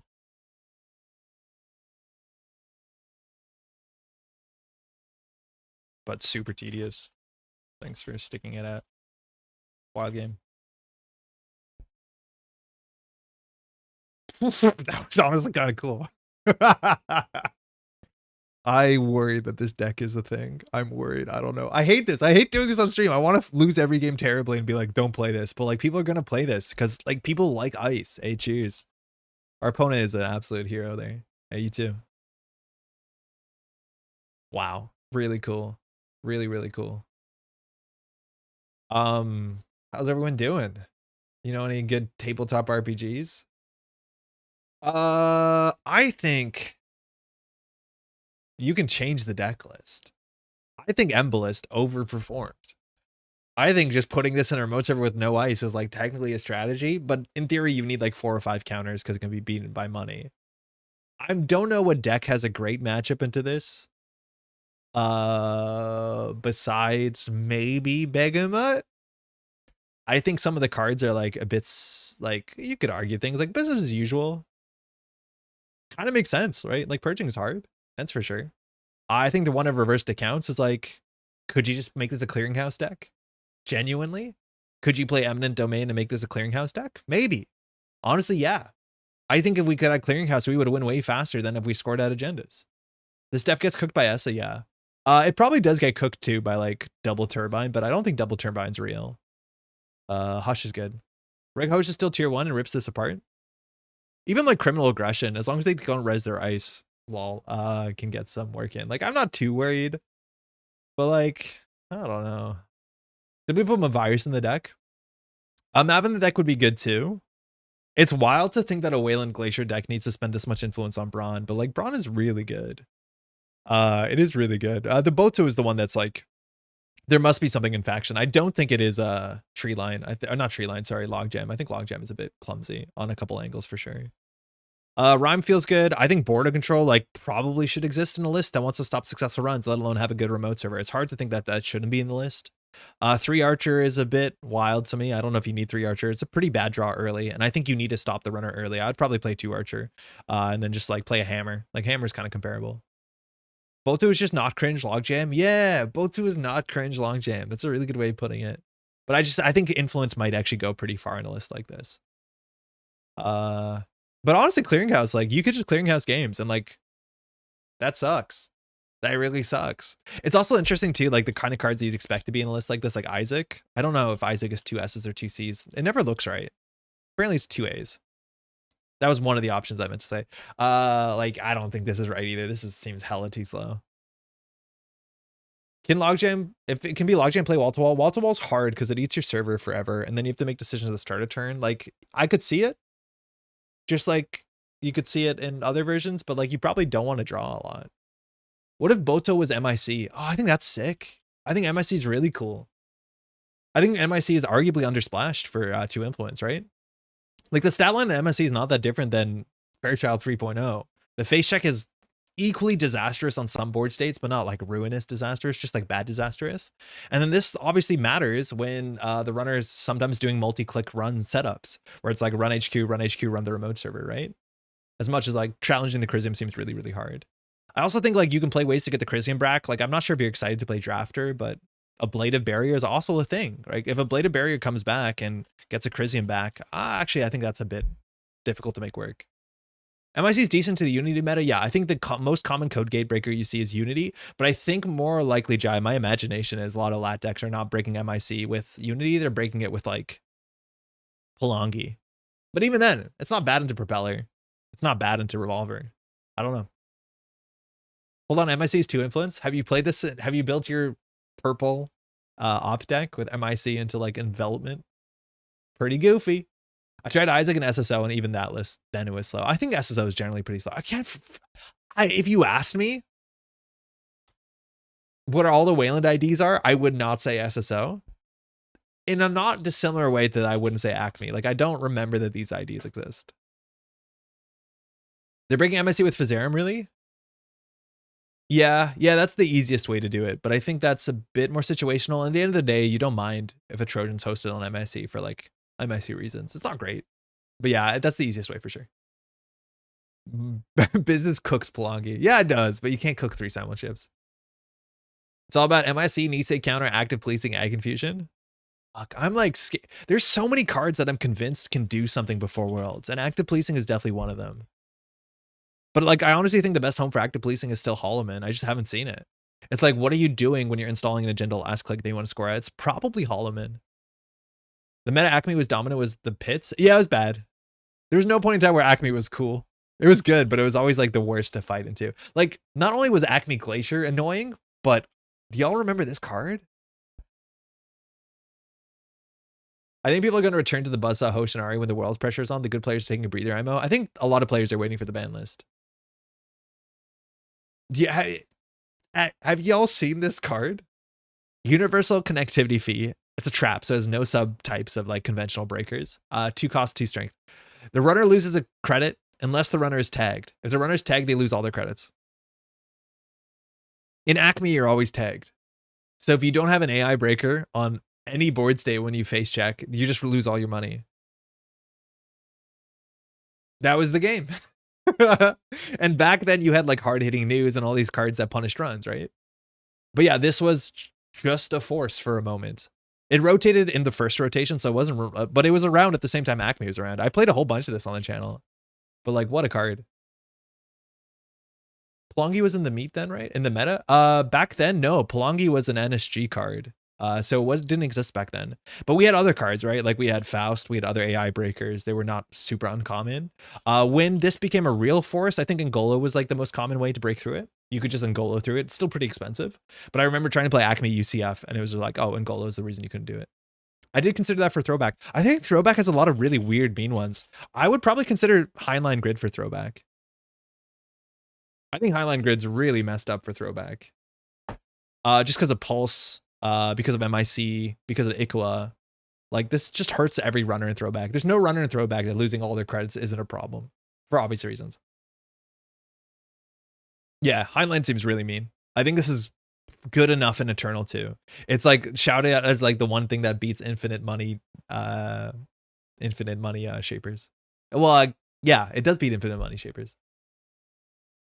Hey Nishan, how's it going? I just got home. I'm really excited to watch you play the louder deck I want ACC with. Yo, firstly, congratulations. Secondly, it didn't go so great, and like that was my expectation. Please, if you can, take some time and like really rip into me in a YouTube comment if you don't mind about like what you'd expect to do. I struggled to build board states in which the runner felt like they have to interact. I got no use of Holloman. I lost one game pretty bad, and I won another game where an Anansi got face planted into. So I tried. Acme on its own is an interesting enough ID. I don't know. It's like, is it? I feel like I as a person don't get excited about like your ice is better IDs. And I don't know what it is. It's just part of the game that I don't think it needs to be better. I tried Halo. I think Loud is an extremely specialist deck. I think it is a deck that like definitely plays different and like the hard thing about Loud is that when you pick it up, understanding the value of all your pieces on any board state based off of like the value pilled matchup that I'm more suited to play, it's totally different, right? Like we threw out Warraids, Warraid Tracker. I just don't know what I'm doing. The deck got a lot worse now that Cup's around. Oh, that's true. We didn't run into Cup for what it's worth, but yeah. I was like, where's the money in the deck? And then Product Condenser and Fire, and I'm like, I found it. But it didn't work out. Acme Data Ward always felt really similar to Asa Fully Up. I like decks that have a pet card. Yeah, that's true. But also Data Ward was like, do you know what I think is a better pet card? This is where I want the pet cards to be. Newshound Order of Soul, New Angel Soul, excuse me, is where I want pet cards to be. And like Newshound was playable outside of faction, but it's like, it's not frustratingly horrible. It was really good. Like MK Ultra into this sucked. Mimic was obviously a problem, but Newshound was like, oh, that guy again. And not like, fuck, it's a Data Ward. It was like, oh yeah, of course you're playing Newshound. I should have played around that. Oversay AI Blue Sun. Yeah, a Curtain Wall Blue Sun. It's true. Hey, hold on. Let's play a thing for a second. Acme Hydra. Oh, fuck. Acme Hydra is even better modernly. Yeah, that's true. Well, okay, say we go through all the IDs. T identity. Can we name a pet card for every identity in a way that we all agree on? I should say DC, right? Hell, we could do runner too, but for the corp side, right? If we do by release date, is there a pet card for every deck, for every ID that like makes sense? Don't look at these. These don't do anything. Yo, Stream Core, how's it going? Acme had interesting polarized matchups since it hates inside jobs so much. Yeah, and then you'd set up like data raven servers where you put stuff in the back. Do all pet cards need to have cute pets? Most of them do, yeah. ETF, I don't know. Adonis, I don't know. Because we built it, didn't ever have a pet card because it didn't have a deck. Same with The World Is Yours, not a thing. Cerebral Imaging pet card. Like a clearance, I guess? Just like a busted clearance? Brain rewiring? I don't know. I just had 1,000 sleeves delivered now to set up 18 Chimera decks for Nationals. Cror, where did you go? So what is your choice sleeve for bulk sleeving? And what did it cost? ETF is assembly line. Assembly line, though, has existed for only a fraction of ETF's lifetime. Like AAL was just like the last third of ETF's lifetime. That for me, I honestly think of like Rashida, Ash. I think Ash is probably my best one. Custom Biotics has, I would say, for me, Psychographics or probably Rikoko, because it was the only reason to combo in there. My choice sleeve for bulk sleeving was whatever was cheap. It's a one-time event, not to last. Oh, very true. Yeah, Breaker Bay Grid, yeah, but even that was also like for only a year or two. CI is probably, yeah, Violet level clearance is a great choice. Guarding the Net, I'll just say next dice. Grendel, I would probably say mid-seasons, but yeah, Restructure makes sense. 10 credits, you start there. Harmony MedTech, I would say Global Food Initiative or the Future Perfect. Nisei Division, I would say any card. Tenon Institute. Tenon Institute's easy. I would say Tyrant. 10 out of 10 times. You would play this card, which is laughably terrible, but then sometimes showed up in Tenon lists, so people were like, yeah, that art is pretty cool, isn't it? Positive player experience MedTech. Positive player experience MedTech is really funny. Tenon Trigger Light. Giles, I think of Tyrant so much more often. I think of like Heavy Glacier. I did not know this existed. There's a whole series of these really bad, like Wayland Ice used to be the worst ice ever made. And a lot of it was advanceable ice. And then specifically cannot be advanced, can only be advanced while resed ice, which is like, you want me to pay 7 for nothing? So there's a whole series of really, really laughably bad ice for the first 2 years of Wayland. Like Wayland was the joke faction for a long time. And about the time that Hordem came out, which was before system update, obviously, and then Mouseless, Wayland Ice started to actually get good. But for a long period of time, Wayland Ice was like strictly unplayable. Foundry, I would say Merlin, but that might be a me issue. Industrial Genomics. Bioethics, probably. If not that obnoxious 5-cost trash card that says you can't draw 2. Can't draw more than 2. I would say Bioethics, yeah. Modernly Kakarembo, but I'd say Bioethics. Argus equals Yoga Shock. Oh, Breach Dome, yeah. Shock and Breach Dome, Jai. I think that's a really good shout out too. Yeah, Breach Dome's a good shout. Argus, I don't know. I want to say Prisec, but like probably Scorched Earth or Traffic Accident. I think Traffic Accident is like just really sweet in Argus, like most decks. I do Eternal SSO and make Government take over Republic and put 6 advancement on a Wood Chipper. Oh, the Wood Cutter, yeah. Gagarin Tour Guide, yeah, Tour Guide. I'd probably say Mumba Temple or Museum, but I think Tour Guide's great. It's where it's meant to be. Titan, I would say Atlas.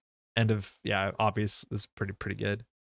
Jiteki Biotech, I would say Cerebral Overrider or Clones Are Not People. What's the one? Freedom Through, no, Clones Are Not People. Is the card literally called Clones Are Not People? Holy shit, it's called Clones Are Not People. All right. Mushin Notion, yeah, Mushin Notion's probably better. But there's more Mushin Notion decks than there are Clones Are Not People decks. I think Mushin's fine. Cybernetics Division, I would say nothing. Actually, I would say, what's that chip? The chip that explodes. What's the name of that 3-1 chip? I'm just going to search chip. It'll get there. Not Brain Chip. No, it was an agenda. This one. Self-destruct chips. I would say this. I would also say Geary Labyrinth because I remember what it is, but I'd say SDC. Everyone said SDC back in the day. This card showed up a lot. That art is pretty horrible. Harpsichord, I would say mid-seasons. But arguably, I think with Harpsichord, we'd probably say... Like, we want to say Explodapalooza, but I'd actually probably say... Oh, this was on System Core? What a world. I'd probably say Award Bait, but nobody played it besides Patrick, and I had like one of the coolest games where he wins with an Award Bait on camera when we were young. Oh, it was so good. TGTBT is really good, but I want to go for the thematic ones for Harpsichord because the Harpsichord theme is like really, really fun and underexplored. Hold on, where were we? Chronos Protocol, I would complete image for sure. Yeah, complete image, no scope. Sync, I would say Big Brother, but that's because of Timmy Wong, I think. I think you probably say like Data Raven or Gutenberg. It's like these decks do have pet cards. I'd probably say Gutenberg. Data Raven was really annoying. Harpsichord would be popping in Eternal if it weren't for Employee Strike. Yeah, I know. I think Eternal without current seems really fun. Harding News and Sync was good. 24/7 and Sync is really good too. HHN, yeah, HHN's good. That's for sure. Soulless Hound. Paulina is honestly, Paulina is slot machine. What the hell? It's slot machine?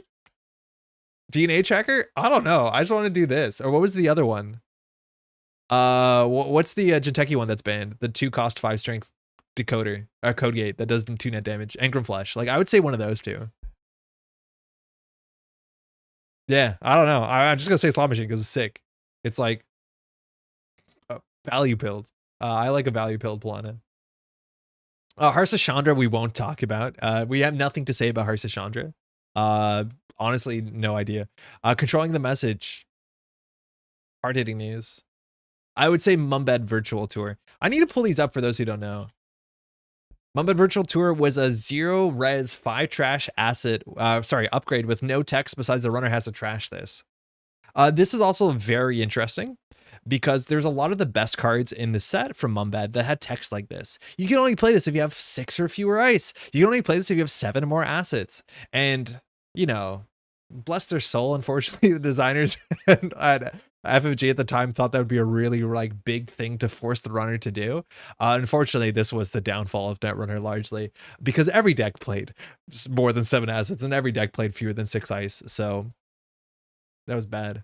Hari has to be focus group. Cronus, how's it going? But focus group is a much older card, right? And even then, no.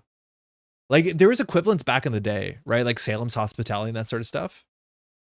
How's it going, by the way, Cronus? I think I've never seen these cards together. I love the alliance mechanics. It's just that they all went the wrong way. They all did go the very much wrong way. Standard procedure. Yeah, that was one of them at the time. Standard procedure. There is that one ice that lets you look at the runner's hand if they're tagged. It's fine. But there were some weird cards that didn't. Okay, Builder of Nations.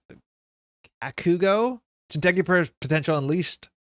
Kakugo. Jemison is obviously shit, what's the Jemison one? What's it called? The upgrade that sends you to space? Never managed to make focus group work. Yo, Bane, how's it going? It's Cody, right? Yeah, you or no one else did, unfortunately. I wanted to shout this out because Cody, you mentioned this in stream chat just at the end, and I don't have a photo of it, but I think it's like Oberth, thank you. It's one of my favorite things from NPC Montreal, and I kept this a secret for the whole time. So at NPC Montreal, as a participation pride, everyone got these like really nice crocheted birds that Maddie tirelessly crocheted. In the bag, you reached into the bag and you pulled out one falcon. These are falcons, right? And we put one bird in the bag that wasn't a falcon. It was just straight up a chicken, and like a very cute chicken, like arguably cuter than this, but the bag just secretly had one chicken in it and we weren't going to say in it. And then someone was going to pull out a falcon. It turns out it was a chicken. And it was Cody, which was a huge success because Cody actually played Banhar on the day and used the chicken counter, and the chicken is adorable. But one of the birds secretly was just like a farm chicken, and it turned out so good. Speaking of which, I tried Oberth and Op with Eminent and Vlad. It kind of cooked. Oh, cool.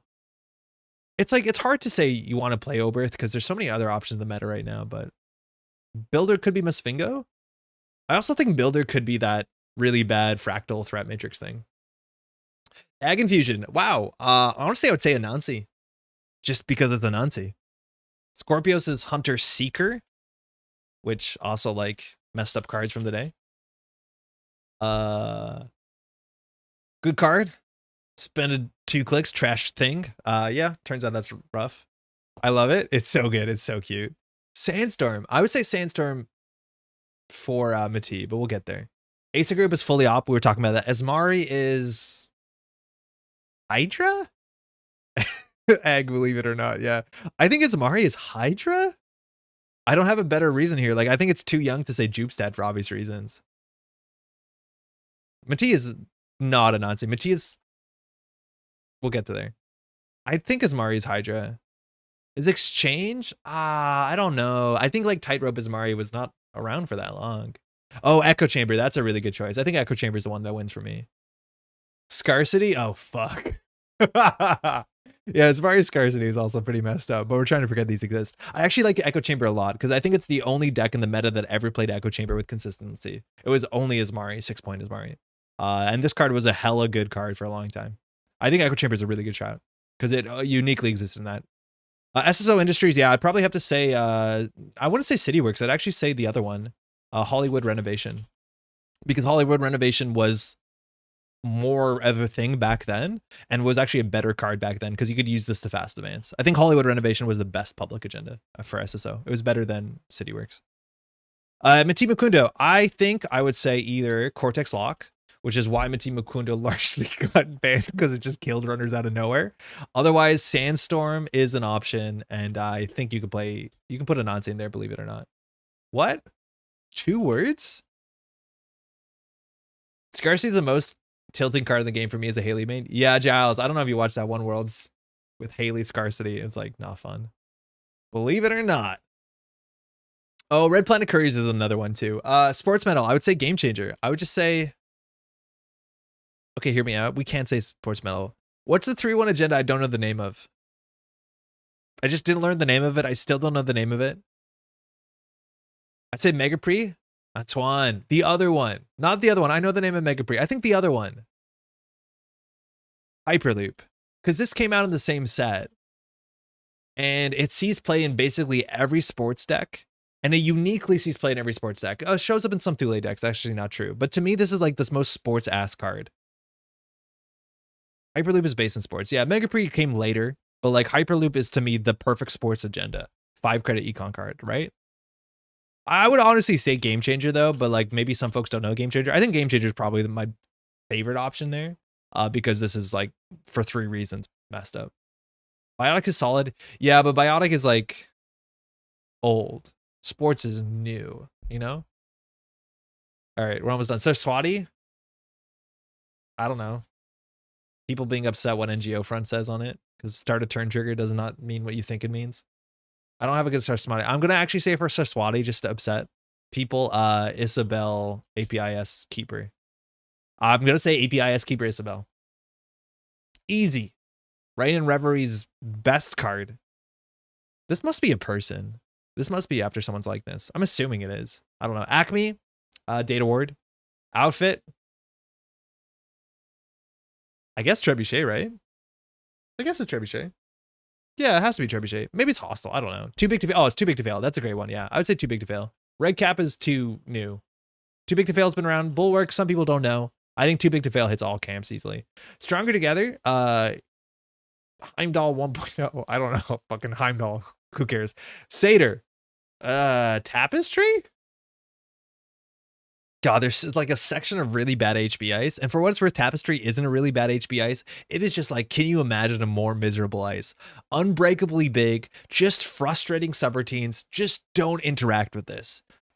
God, Satyr, what a design. Terminal Directive. RP. Wow. Replicating Perfection. I guess we have to do the Sundew, but there's a lot of other options. But Replicating Perfection, Sundew. Shout out to the multiplayer corp ID on that page. Yeah, demo. I've never played it. I somehow didn't play it. I was at the Worlds where it came out and I've never actually played multiplayer. Yeah, Sundew is like only saw any play in RP. There's a lot of cards I saw play in RP, but Sundew uniquely only saw play in RP. What else we got? Making News? I probably should say Arya Bot Attack more accurately, but like bad currents. A bad, annoying currents? Hell yeah. Have you seen the Sundial Trickshot interaction? No, Jai? Wait. So Sundew had text that was like pretty intuitive, but not rules complete, it turned out. So this one always comes up. Sundew says the first time the runner spends at least 1 click on their turn, gain 2 credits unless the runner initiated a run on this server. So an RP says you can't run the remote server first click. So you always got 2 credits. But now Sundew says the first time the runner spends 1 or more click during their turn, gain 2 credits. But if those clicks were spent to take an action, the first time during that action a run on the server begins, pay 2 credits. So what? I really don't miss currents. I don't think anyone does. I think currents were. Sundew stopped playing IG? Did it? I don't think it did. I think people were more likely to maybe play. I don't actually have a better answer. Like pad campaign? There were some cool currents. There were legitimately currents that were like reasonable. Like I think Media Blitz is fun. The targeted marketing is fun. Yeah. You can do Sundew with Nasex too. Yeah. Yeah, that I don't know how that works with trick shots. Probably not elegant. Spark of Agency. Spark Agency, probably pop-up window, but I'd actually say the name of the card I don't remember. Wow. That 0 cost upgrade that just says like lose 2 credits. If you spent to res on R&D, you can cause a stack underflow. Wait, what? Trickshot gains the Sundew credits and makes the corp lose them on the remote run. Trickshot gains the Sundew credits? Okay, wait, what? This got interesting. Not Ad Blitz, because I don't think Ad Blitz actually did anything. But there was a neutral upgrade that existed in System Update 2019, if I'm not mistaken, because Spark was there. Okay, so the first time the runner spends 1 or more clicks during their turn, gain 2 credits. So you gain 2 credits when they play Trickshot. If those click, that's such a weird sentence, were spent to take an action, the first time during that action a run on the server begins, pay 2 credits.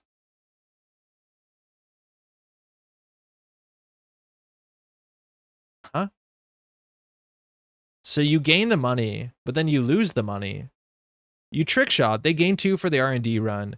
And then if you run a Sundew, you lose the 2 after. The first time, if those click were spent, take an action. God, I can't read the sentence. If those click were spent to take an action. If those click, I can't get over that. Whereas I can't parse what the sentence means. If those clicks are spent to take an action, the first time during that action a run on this server begins. You gain an R&D and then lose on remote. Yeah, that's fine. It's neutral though. Why is that a problem? Product placement is the ad upgrade. Thank you, droids. That's exactly it.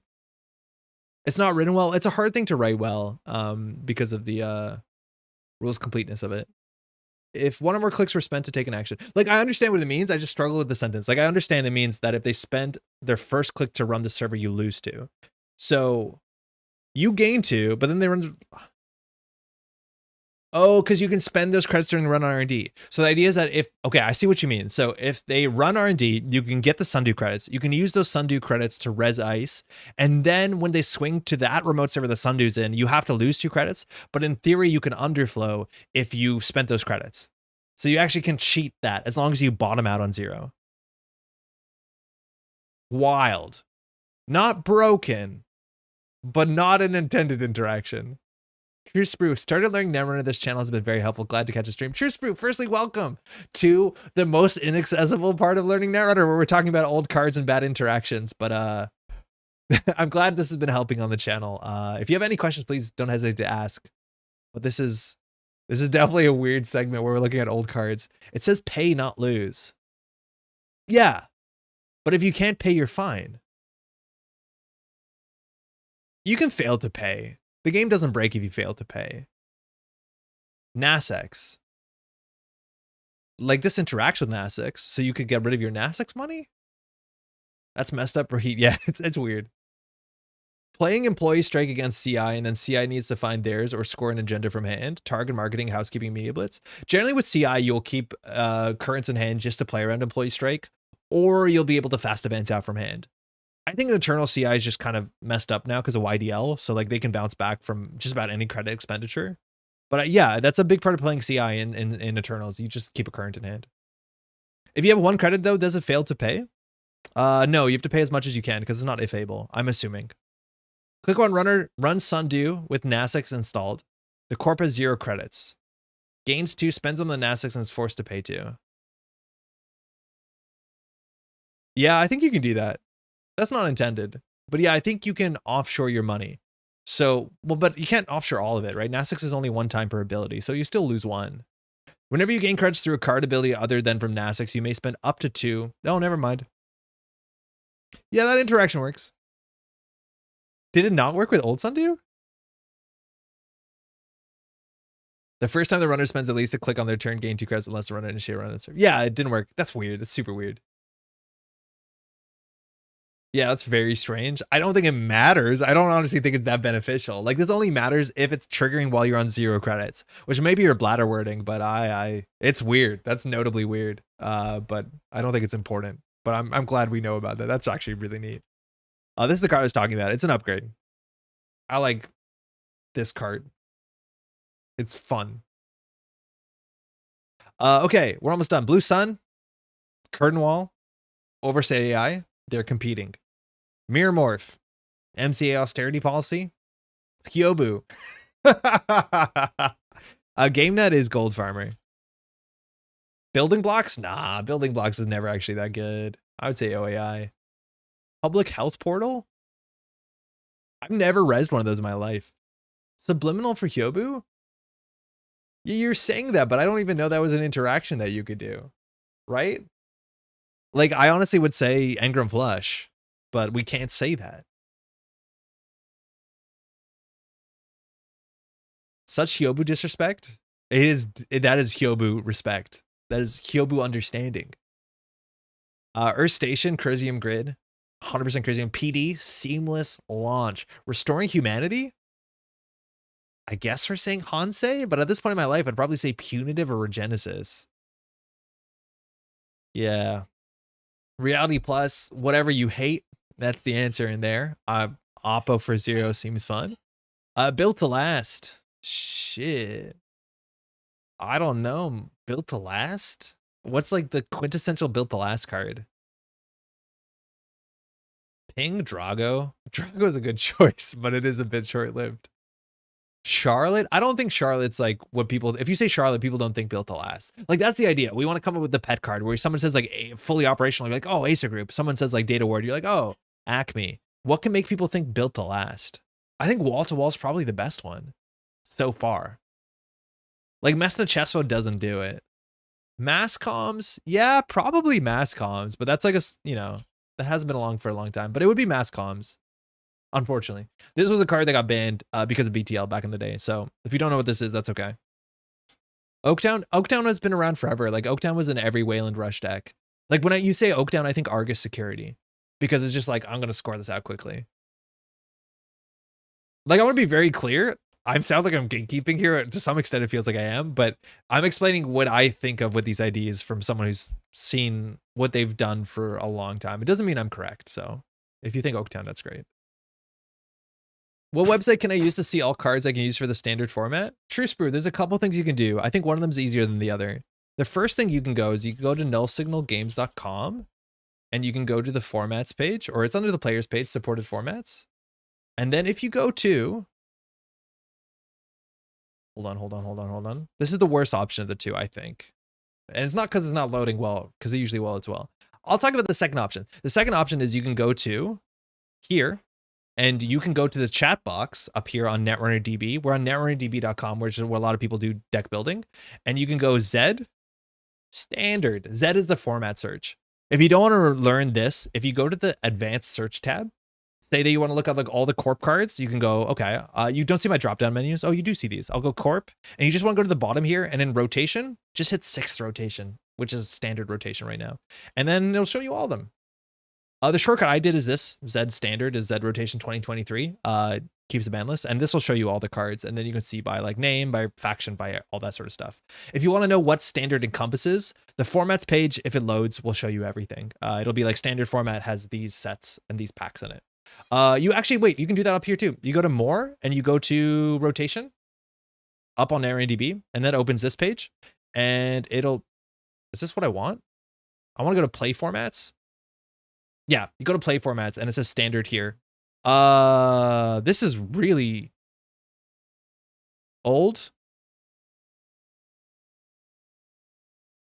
This is right, but the text is wrong. The standard ban list is not 2309. It hasn't been 2309 for about a year now.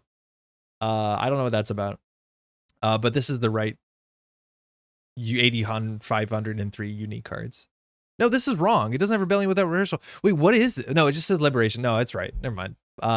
Sorry that I can't confidently give you an answer because I'm a guessing thing, but the ban list there is displayed as incorrect. Oh, that should do it. All right, sorry. We were almost done. Where were we at? Ryan? For what exactly? Architect of Tomorrow, I would just say Ravana. I don't like it. Person Evolution, I'm going to say Snare. And I think you could say a lot of things, but I think Snare, I think PE. Ravana 2.0? Heaven forbid. Yeah, Ravana 1. Near Earth Hub. Pad Campaign. Pad Campaign. Actually, do you know what I think of Near Earth Hub? Marked accounts. This was like such a sick card back in the day for Near Earth Hub. You installed it, it had 5 trash cost, and it gave you credits every once in a while. Easy. I would actually think market accounts because I don't think there's any other deck that played market accounts, and every competitive NVH deck for a while played market accounts. This is a really weird thing. Everyone plays Snare. P is House of Knives for me. Yeah, House of Knives is a bit more narrow, that's for sure. But I think Oboe is a bit wide because every deck played Oboe. Building a Better World, I'm going to say Beanstalk Royalties. Everyone plays Snare. I'm sorry about your meta. Antoine's from my meta. You gotta be sorry about our meta. Blockchain, yeah, blockchain's not bad. Blockchain's a bad, not bad. It only shows up in this. The thing is, like, I don't think of building. I guess whenever I play into Building a Better World, I have to think, yeah, blockchain's in this. Ubiquitous Vig on Prov. I don't know. I think of like Check a Scion. I think of like I think of Messna Chesfo and Prov. I think Messna Chesfo probably has the most overlap over all Prov decks in anything. People are putting snares in their R+ decks here. It's terrible. Yeah, because they want to draw it when you take a tag. It's rough. It's really rough. Beal, I think Beal is an old school card. I don't actually think Beal and Prov shows up that much. I think people play like Crypto Crash and Offworld. Interesting though. Messny's played too much outside of Prov. Name a Messny deck. Shit. Built the last. What was the Yellow Ice op played? Yellow Ice op played? I can't think of any. I would say op is easily border control. Sokka's Built the Last was messy. Yeah, I know. Yeah, it did. Thule Hypoxia. I would say Distributed Tracing, Hypoxia. Yeah, I guess so. They don't feel great though. I would actually say Riot Suppression. But that's also like a modern contrivance. Hendrick. Oh, Hendrick is probably it. Yeah, Hendrick is good. Oh, I know what you're talking about. The NBN card that showed up in Opdex back in the day was a special offer. Op is extract 100%. Oh, fuck, Ryan. Yeah, come on. Nah. Yeah, you're right. You're right, because border control shows up everywhere. It's obviously really good in op, but extract doesn't show up everywhere exactly. Like, you can say Svi. You can say, notice how I say Svi now because I don't know how to say it. Yeah, extract wins. Yeah, 100%. Good shot. Isawak. What's Wenjong up to? Seamless launch? Nah, it's Lacosta, I guess. It has to be Lacosta. I forgot that boarding control and op and boarding control elsewhere are the same card. It's pretty good. I honestly, I don't feel good about Isawak there. I think it's Lacosta because you need to get advancement somehow, but I'm not sure what it is. Lacosta's played in a lot of places, which is a problem. Ampere, I don't have an answer. Saisantan. Shit. Keep dying to that thing. But what else do you do for Isawak? It's like Seamless Launch and Lacosta are Isawak's best cards. Atea's Adrian? Unfortunately, yeah. Man, you don't see that guy anymore. Data Loop Isawak? Yes, but I think Isawak exists now without Data Loop, and I think it's a better deck without Data Loop. Oh, Timely Public Release I like as an Atea card. That is uniquely only played in Atea, and it's sick in Atea. That's a really good shout out. I actually like, yeah, TPR is better in Atea than anywhere else. Nova is that one card that makes 10 actions at random. Man, I miss that card. That card is so much more fun than Nova. F. We didn't do the runner side. It's midnight. We can't do the runner side. Okay, Epiphany. Did Epiphany get cards? /S. Stoke the Embers? They've been cutting punitive, not Data Loop. Yes, and I think the meta got slightly like the meta's not better into data loop modernly. I don't think it is. Fed fundraising. I think of so many other things before I think of Epiphany with Fed fundraising. It would have to be Stoke because I don't think Stoke gets played anywhere besides Epiphany. It must be Stoke. Is Thunderbolt Tithe? Is the new ID Tithe? Thunderbolt is Tithe, lol. Yeah.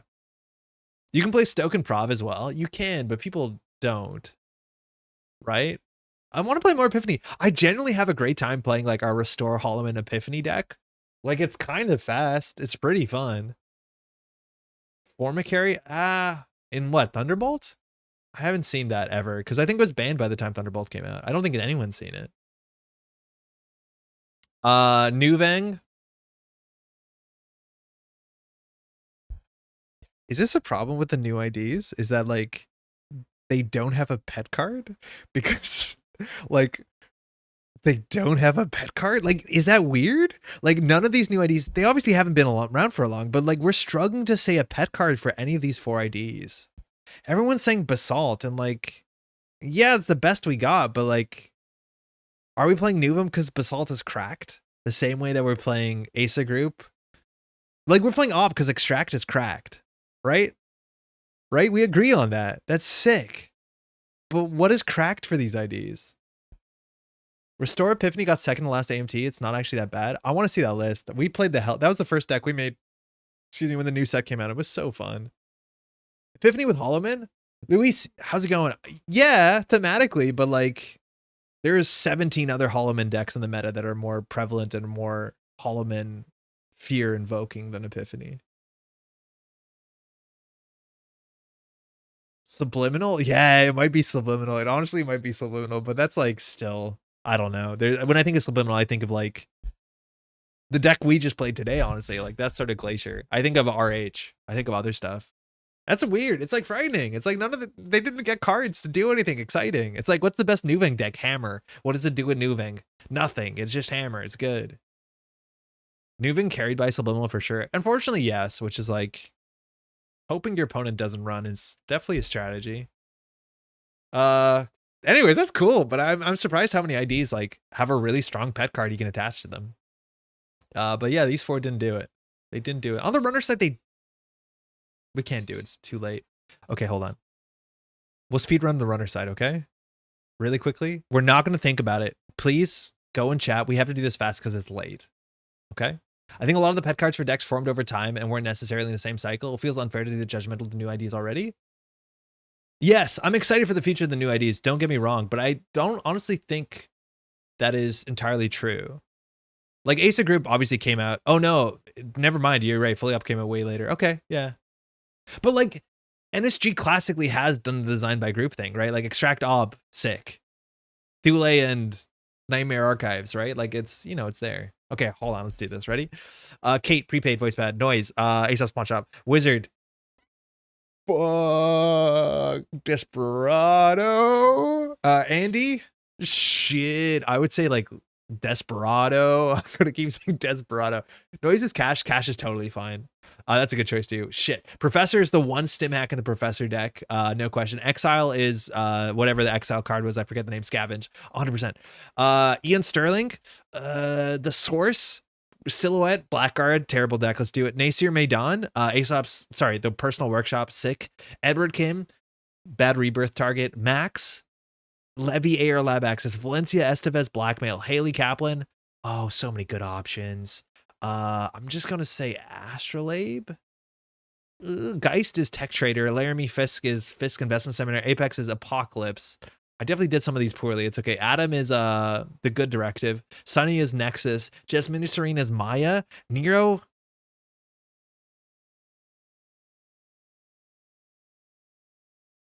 Wine. The wine card. Null is Cipher, unfortunately. Khan is Cipher again. Omar is Rebirth. Smoke is Nemeker. Los is now Window of Opportunity. Weird. Alice is shit. Shh. Like I want to say Mom, but that's not right. Los is Rubicon. But it never did anything. Now it's doing something. Alice's Hippo? No. No, I don't think so. Cabanessa is wine again.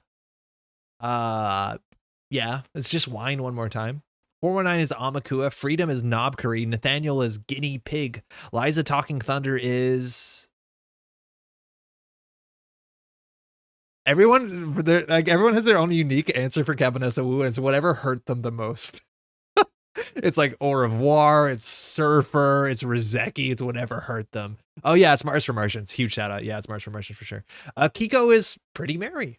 Sick. Gabe is Desperado. It's always Desperado. No, Gabe is like Pheromones for me. Weird. Leela is Beth Kilrain Chang. I got problems. It's Beth Kilrain Chang. Chaos Theory's Dinosaur, as is Masterwork. Consoles are like an easy thing. Oh, Gang Sign, sick choice. Gang Sign is better than what I said. Mine is a deeper cut that's hard to explain. What is this white misprint?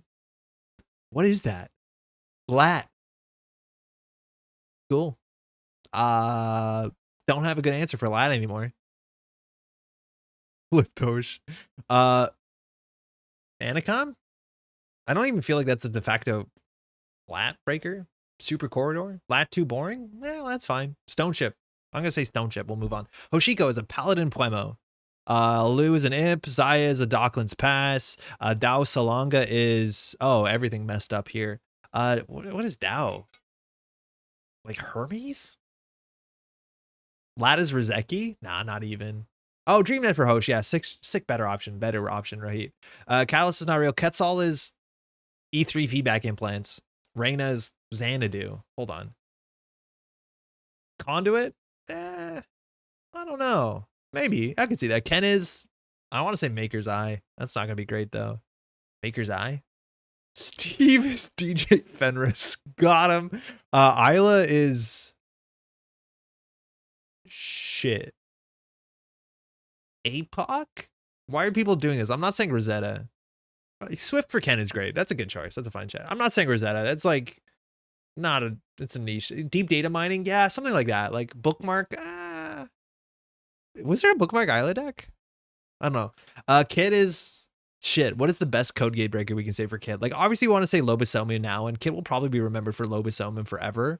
But like, there's so many better options at some point. And by better, I mean like Cyber Cipher, Study Guide, Yogg, and Versificator is sick. Yeah.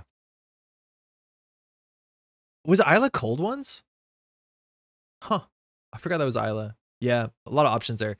Okay, we gotta finish. We only have 5 more. Essa is Chistushka. I think Chistushka is the most like Essa card people remember, I think. Sable is...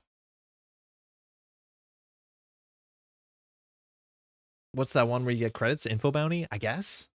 Doesn't feel really strong. Yes. Sable's Knife now, Deep Dive? Yeah, but I don't think people say Sable, they go like Deep Dive, or they go Knife. They'd be like, oh, could be that, I guess. I think it's in Carpe Diem, yeah, Carpe Diem, 100%. That's the one that sees the most play. Pudma is an Endurance. Nova is Endurance. Mercury is Estebrado. Arasana is... I think World Tree at this point in life, and then Seb is like Crew. Boom. Speedrun, nailed it. Sable is Hermes? Sable is Hermes? Yeah, it could be, but those came out pretty far apart. Did we miss Smoke? No, we said Nemercur really quickly. Muse? It could be Muse, but like Arasana like popped off before Muse existed. And Slap Vandal doesn't see all that play. But like when you say Slap Vandal, I do think you think of Arasana for multiple reasons. But I think when you say World Tree, you also think of Arasana. No one else doing that? Yeah, that's a good way of thinking about it. No one else is playing Slap Vandal beside Arasana. And then like weird ass decks that don't work. For that reason though, like Crew, like probably shouldn't say Seb. Like probably for Seb we should say like Manuel Lachis Jamora, because literally no one is playing that. Or like Privileged Access, which like sick card that other people could play. But like other people are clearly playing Crew. Yeah, we probably shouldn't say Crew. Runner card percent. Friend of a friend, yeah. Yeah, but like that's not making Seb any friends saying that. Bummer. All right, Speedrunner Runner. It's past midnight. You saw the lights change, so it's pretty late. So we're gonna call the stream. I was really frustrated today because I spent 2 hours not sitting here, but doing 2 different exports to update this thing because I got different flares on them and both exports crashed. I set up an export, went to the grocery store, crashed, made dinner, came back, crashed. I thought we'd have a nicer one here. So apologies if your name hasn't shown up here yet and if you don't have flare up here. I want to give you a huge thank you to all these names and more. A lot of time goes into this channel, either streaming Tuesdays or Thursdays, but behind the scenes. I've been spending all week editing as fast as I can just to get the content out, hopefully before the ban list. I've edited already like about 5 hours of gameplay this week. We're going to edit 2 more hours tomorrow and they should be out relatively soon. Thanks for the stream, Jeff. If you see your name here and you want to put a nice little flare next to your name, send it to me because I have to re-export it tomorrow. So we'll get time to do that. So hit me up with that for sure. But thanks to all these names here and more that we're supporting on Patreon. These are just names of the Daily Cast and Degree Mill patrons, but we're also have a lot of Sure Gamble and Degree Mill patrons. We have a lot of Daily Cast patrons as well. Thanks for stream. Thanks for hanging out. Thanks for stream, Jeff. Thanks for streaming. Thanks for dropping by. Cheers. Hey, Giles, thanks for coming by. We'll be back on Saturday morning with a Canadian Nationals final game. It's a long game. It's like a good game. And we showed one of the finals is like 3 minutes. So we'll go longer than that for sure. So that'll be up on Saturday.